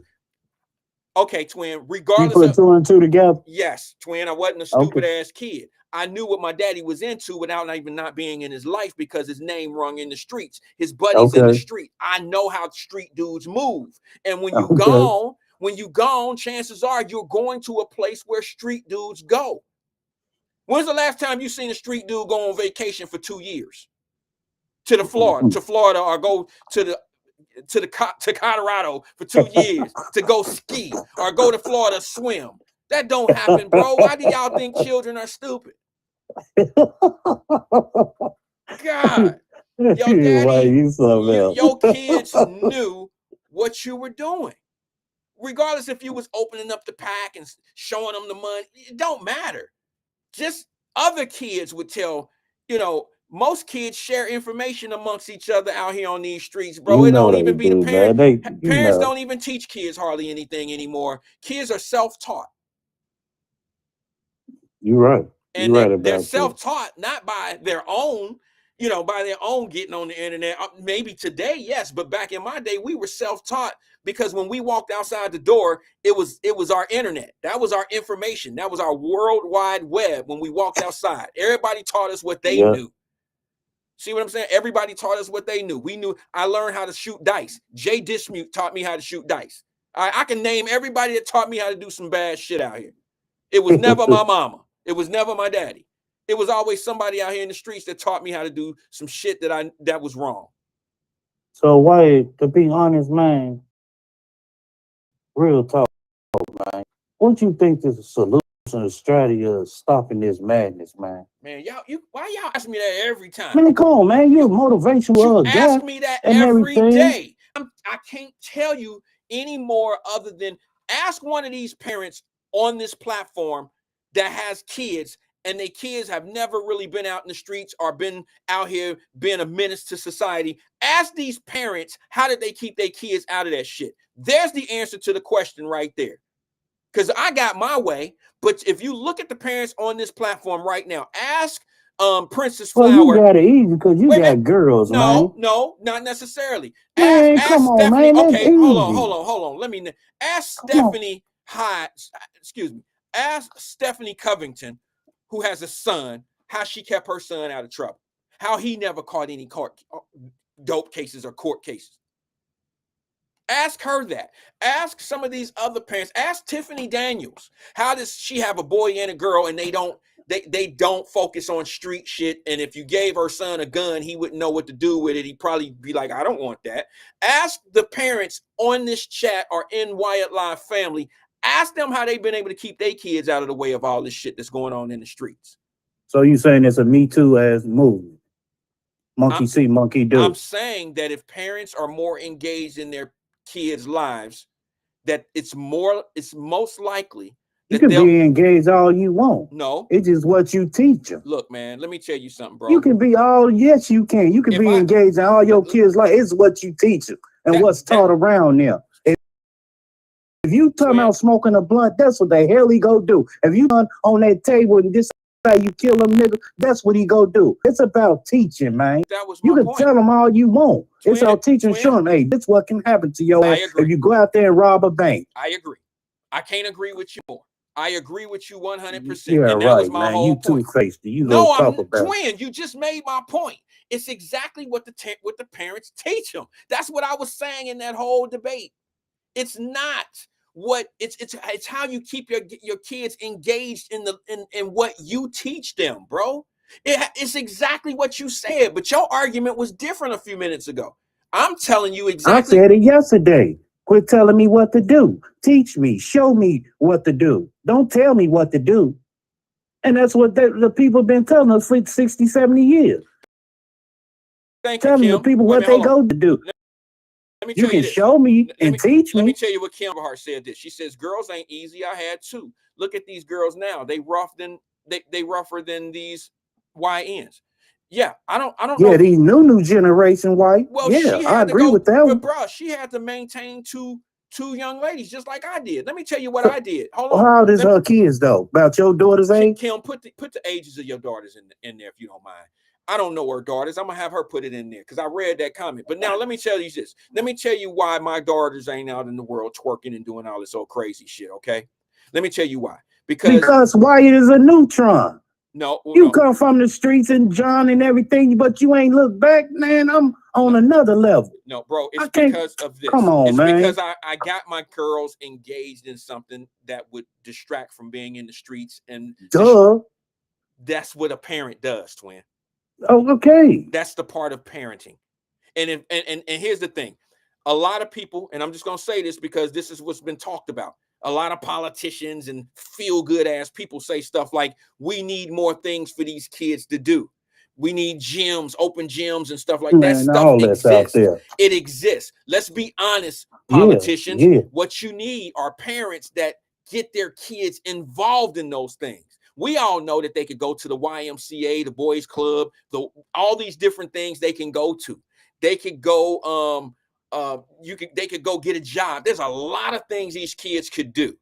It's not that they need all these other things that already exist. That's an excuse. That's somebody that's trying to be bigger than the room and act like they inventing the wheel all over again. The truth of the matter is, it's up to a parent to have a kid in the gym shooting jumpers versus outside shooting 14 and 15-year-olds. It's up to a parent to put that kid into something that's recreational or into a library. Get there from birth. You know, this is what burns me up. Everybody talk about how smart Asians are. Asians are no smarter than black people. The difference is Asians put books and pencils and pens in their kids' hand at a very early age. What we do is we got Cardi B lyrics and shit, and kids sitting in the back seat of the car seats talking Cardi B shit and Sexy Red. They know, though, if you're intelligent enough to understand and pick up lyrics, you're intelligent enough to understand and read a book or hear a book and pick up that knowledge from a book. I get tired of that. I'm so sick of them talking about all them Asians and them Indians be willing to all the spelling bees. That's because they've been spelling shit since they was in their mama's womb. Okay, they've been studied. They start the books and the education early in a child's life. They don't focus on the top 10 selling albums and shit like that. They don't focus on the flex of being out on the street with beepers and gold chains and Jordans. You don't even see these Indian kids wearing Jordans like that. And I don't mean they don't, like, there's some skateboarders that do their thing. But I'm talking about it's not a priority in their life. Right. That's the difference, bro. It's about parenting. It's how you focus your children at an early age. Do you see all the fighting going on in the Fay apartments? Do you see all the fighting? All that's going to escalate to some much deeper violence than what you see now. Somebody ain't gonna take no ass whooping too kindly. Somebody gonna come out with a knife or a gun. Something gonna go bad when you see that much fighting. I hate to say round 2 coming. Of course. I hate to say round 2 is coming. It was sad. Why would that young man at 14 years old go all the way out to Wyoming? I don't know how that played out, but Wyoming ain't that type of community, bro. It's getting that way, as we can see. And when you carry all that badass energy out to these nice areas, I can't blame these nice areas saying we don't want them motherfuckers out here with us. I can't blame them. I ain't been blaming them for 30 years of saying that shit. I've watched it develop into what it is today, and I've watched the fertilizer people who act like we supposed to be everywhere. No, everybody ain't supposed to be everywhere. Everybody don't deserve to be in places that they can't keep up with. I'm sorry, I said it. Be mad at me if you want to. But if you're not ready to be around civilized people, there are black kids in very civilized areas that are doing great things. Great things. But you know, it only takes one to go out there and mess up a kid's life and shoot him and kill him. Right. It only takes one. Yeah. So listen, bro, man, you asked the question. You asked the question. There it is. Yeah. I promise you. Kim, did you ever put your kids for twin? Did you ever put your daughter's ages up? She might not want to do that. I got a 24-year-old and a 20-year-old. All right. And one of the things I kept in my kids' life was activities. And if you're not willing to raise your kids with activities, maybe you shouldn't have children. Everybody tired of hearing that shit of you got 3 jobs and you got 6 kids on your own and all this old shit. Them came from choices. You got the wrong show if you think I'm going to be like, oh, man, you know, she got 6 kids, 3 baby daddies, man. Them dudes ain't shit. You know what I'm saying? You got the wrong show if you think I'm about to be awesome. Oh, I feel sorry for that situation. I feel sorry for the children. The children didn't ask to be born. Right. So, twin, to answer your question, true. I got your answer. Okay, there it is. But you'll talk about me when I get off. I got your answer there. All right, brother. I appreciate you engaging. It was nice politicking what you found and everything. Right. Hope you have a good, blessed weekend. Everybody in the chat, I'm gonna keep listening for the next whatever how long you get. Okay, brother. Because you're probably running out of tea. Yeah, so. I'm about to get out of here in a minute. No, you have a blessed and good weekend. While we'll chop it up Monday, Lord's will, man. All right, brother. I appreciate you engaging with us, man. Yep. Talk to you soon. All right. I think that one was longer than I anticipated. And the reason why I kept it going a little longer, I'm sorry. I'm assuming E is not coming on because he would normally, chime in and say something. Is E on yet? Can somebody tell me if you don't mind? Let me see if I can check and see. I'm about to get out of here, guys. I got a lot going on right now that I need to get at. But I wanted to have that conversation with Twin because a lot of y'all, few of you, don't think that I check Twin. I just don't check him how you think I should. We all know what the issue is there. We know that Twin is not the same person, or, based on his conversations, he's not the same person that he was. What he is now is not what he was. I just got to go by what I see, what I hear. But the truth of the matter is,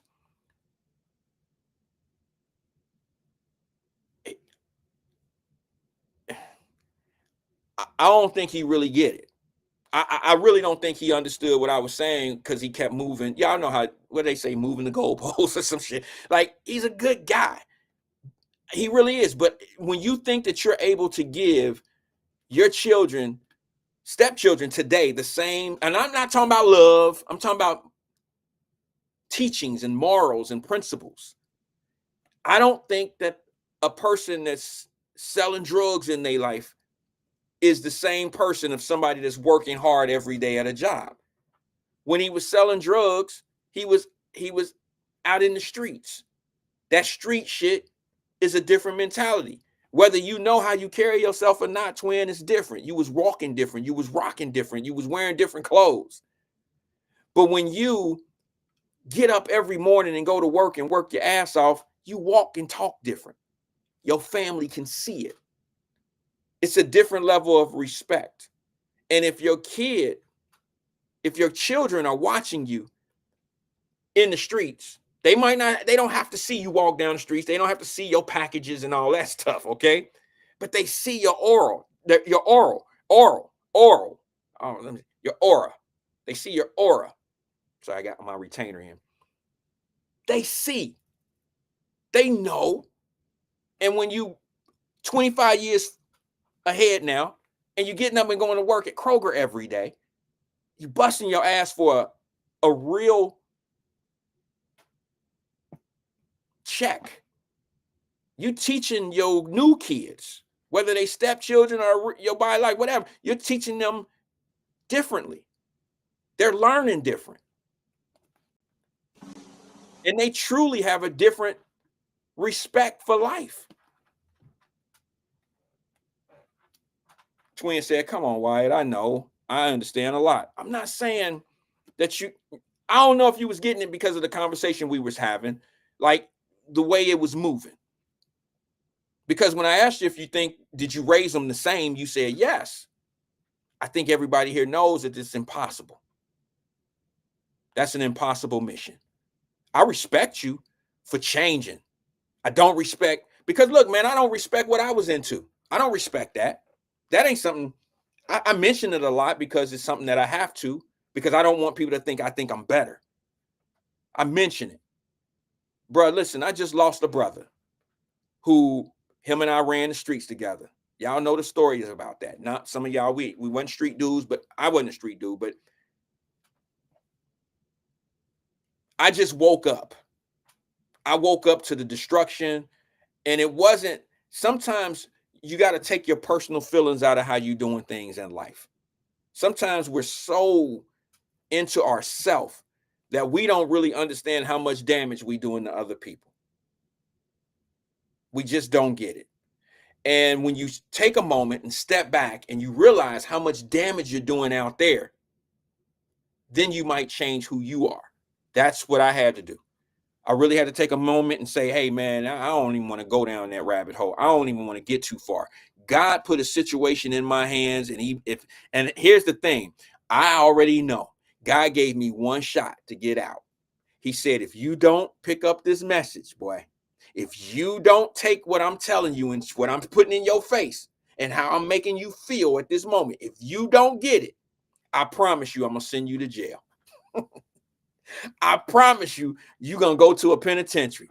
I promise you, your life will be totally different. I just don't think I would be the same person if I would have went off to penitentiary. I don't think penitentiary helps a lot of people. I think it keeps people in certain situations, but I don't think that penitentiary changes a lot of people. Okay, I got some buddies that penitentiary changed in a way. It didn't make them not be gangsters anymore, if you want to call it that. It did stop them from getting in the game because, you know, there's some things that I can't do no more numbers, you know, but I just don't think that penitentiary is set up for people to come out and deal with this society. I think it take an extra strong person to go to penitentiary and come out and get licenses. I got some partner, my partner Steve. These guys went to the penitentiary. They'll tell you their stories. They went to the penitentiary on a few numbers, but you know, they didn't let that define them. There's a lot of people that let penitentiary define them, and they end up staying in that space, and they think that's what they are. They think penitentiary is part of life. And I just, it's a shame, but you know, some people just believe that that's life. It's part of the game. And to answer the question, Twin, how do you stop this? No government can actually. I mean, what are you going to do if you start getting the city council, if you get the governor, if you get your mayor and all these people involved in this problem? If you get them involved, the only answer they have is arrest out of the problem, lock people up. That's the only solution. That's the only thing they have. Now they can finance these fake ass programs, but you're still going to have the mentality.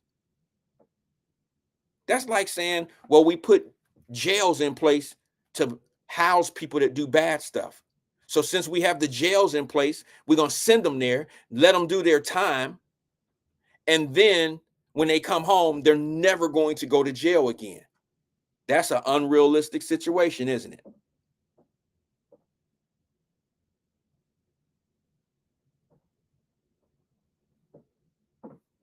That's unrealistic to me. I don't think the deterrent is what people, what society, well, what the system think it is. I don't think the deterrent is there because there's too many people that go on a regular basis. Let me just say this. A lot of people that are sitting in your penitentiaries, in your state penitentiaries, a lot of them are there on probation violations. Bet you didn't know that. I bet you think because of how you were raised or how police was presented to you and how these faulty ass court systems and all that shit are, I bet you under the impression that the people that went to jail got caught selling some drugs or got caught doing something illegal and now they in jail and that's this massive incarceration. I bet you believe that's probably how it worked.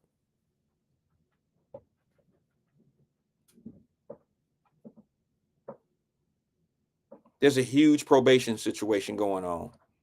A lot of people end up going to jail because they violated their probation. They even went to jail for 2 years on a 5-year sentence. Come home, got 3 years on the shelf, which means they're on probation for the remaining portion of their sentence. And they come out here and they still choose to do certain things that'll send them back to jail. There must not have been a big enough deterrent. What you say about that? You're going to tell me that if I went to jail for 2 years out of my 5-year sentence and I come home, and when I come home, I'm willing to keep my nose clean, don't get in any trouble, and I don't have to go back to this place that's called jail, penitentiary. And you're trying to tell me that it's so bad that I'm willing to even risk going back? No, it's not bad enough. That's just what I think. You see how these other countries treat their criminals? The harsh ones. You see how some of these countries are cutting their hair and lining them up, and they see daylight 1 hour a day. They have to live amongst each other. I mean, it's crazy.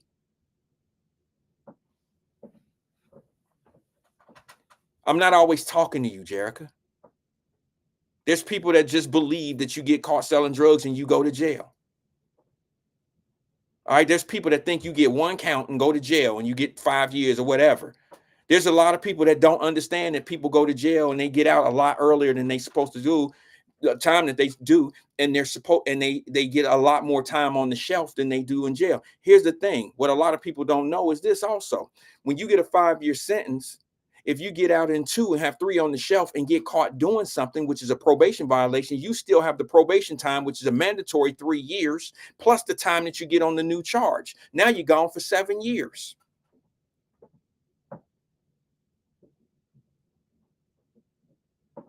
So it's not about you being ignorant or me talking to people ignorantly. Maybe when I say things like that, you might know, but it might not be for you. It might be for somebody else. Is it that important to you to make me sound like I'm always talking down to somebody, or I'm think that people are ignorant? Maybe everybody don't know what you know. Maybe you should go to a show that's a little bit different than this, where I'm not trying to explain everything to everybody, or everybody know and everybody on the same page of everything. Maybe that'll be better. But yes, there are people that don't understand how the system works, and there's nobody really explaining it until they get a cousin or a nephew or a son that's going through the process. You know how many people call me and ask me sidebar situations, like when I'm in my profession and they ask me, Wyatt, what's going to happen? Where we at with this? What do you think should do? What lawyer do you think we should get for this? What happens if this happens? What do you think should go on? There's a lot of people that's in criminality that's just lost. There's a lot of mothers that end up doing something, their son get caught up. Their son get caught up and mom is lost. And then the son think he know more than what he really does know, because here he got all these jailbird lawyers.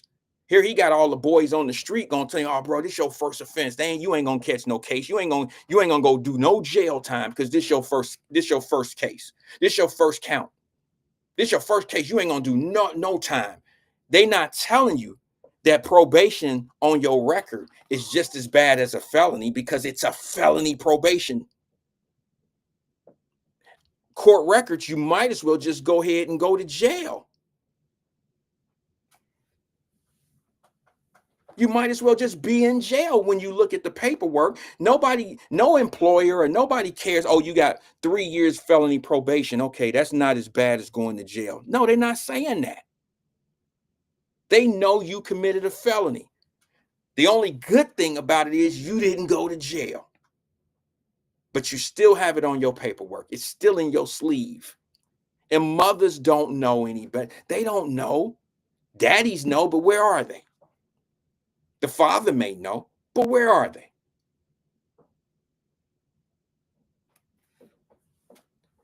Jerica said, my apologies. I didn't mean to upset you or agitate you. Many apologies. Okay, sis, listen, it's nothing but love over here. It's just maybe the way you phrase your comments sometimes. It sounds like an attack. And it's not me being sensitive, sis. Just read what you sent. And how else am I supposed to take that, sis? Think about it. You said, I'm offended. How ignorant do you think we are? How am I supposed to take that? That don't sound like somebody telling me something in a good way. Maybe you meant that for somebody else, but I believe it was for me. And if I'm wrong, then I'm wrong. I take back what I said. But I think you know that was for me. You're offended. I think that y'all, come on now.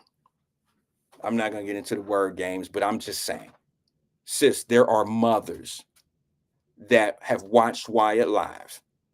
They know that I know a little bit about how this thing works when it come down to their children, or when it come down to that court shit and the kids are involved, and they'll call me. And Wyatt, should I have him turn himself in? What should I do? There's dads, there's fathers, there's actually fathers. Well, my stepson or my son, Wyatt, what you think? What do you think we should do?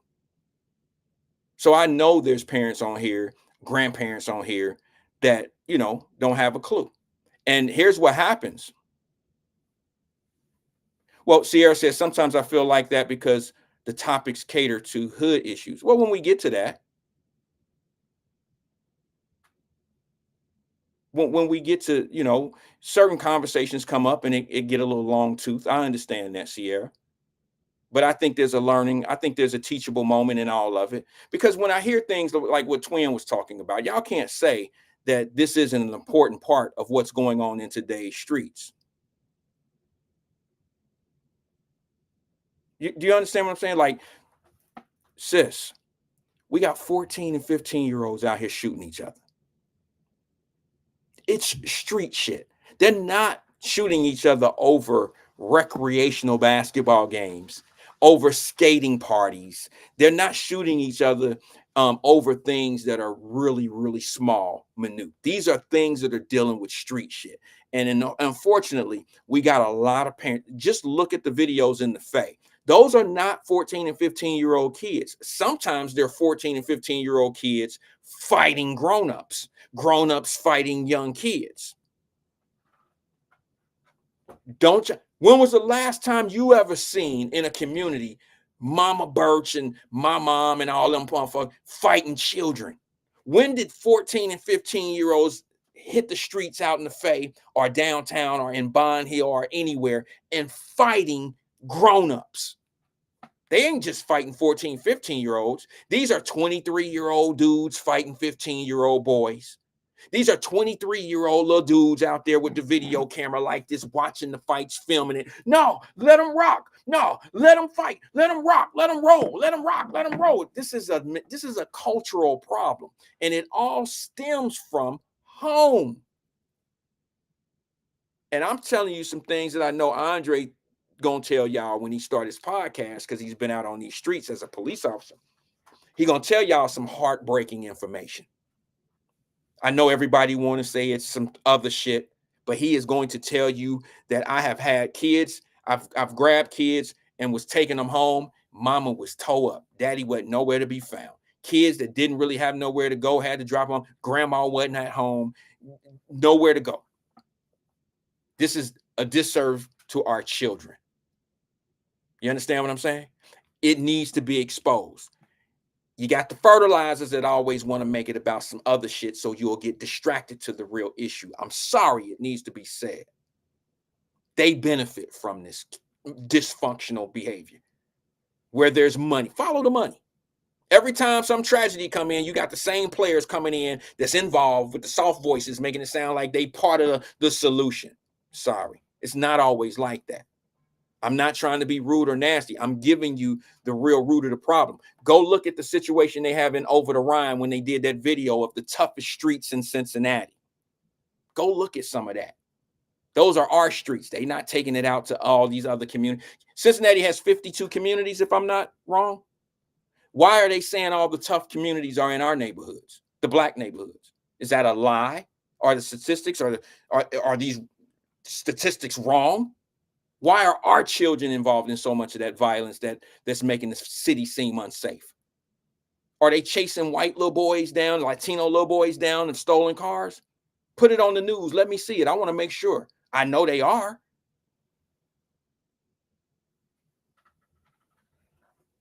Brenda Burt said, Wyatt, some of those kids are the ones I am talking about that get into selling drugs. Which kids you talking about, Brenda? I'm curious. The ones that have to? I don't think kids have to sell drugs, Brenda. I have to disagree. If that's what you're saying, I think what happens, Brenda, to be honest with you, I think influence makes kids sell drugs. There's probably some cases where a mother would be like, she might be on drugs. And I lived in a situation, not lived there, but I had a kid, brothers, who mother was on drugs, and the mother knew that the boy was selling drugs, that her sons was selling drugs, and their mama used to be out on the street trying to buy drugs, and then because she was stealing drugs from her sons out of the house. And then when they, it became public because they had a little feud outside. This happened in Lincoln Courts.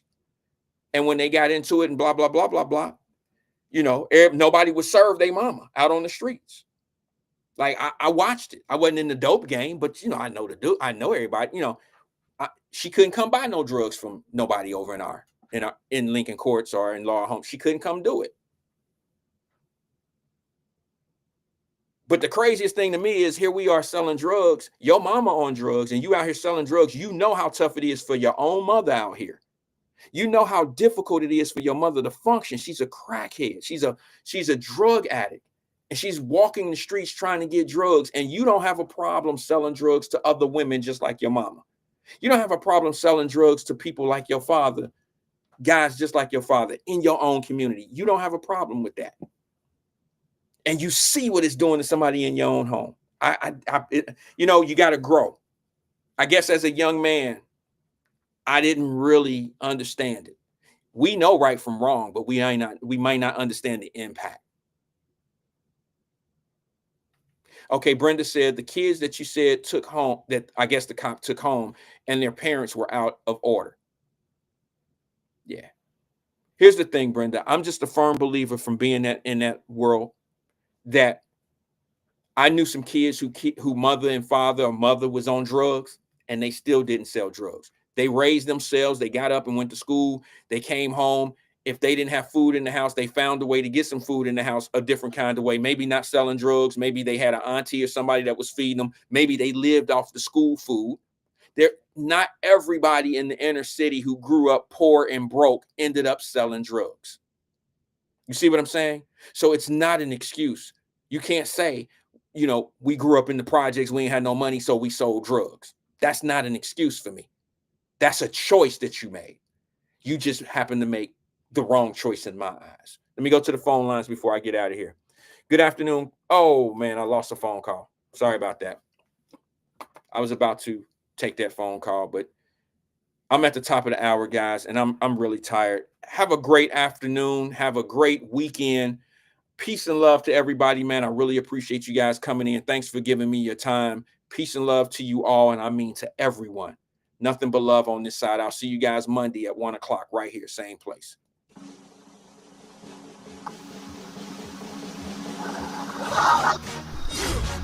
Yeah. I agree, Brenda. Absolutely. Yeah. What is absolutely. Say it again, y'all. Yeah.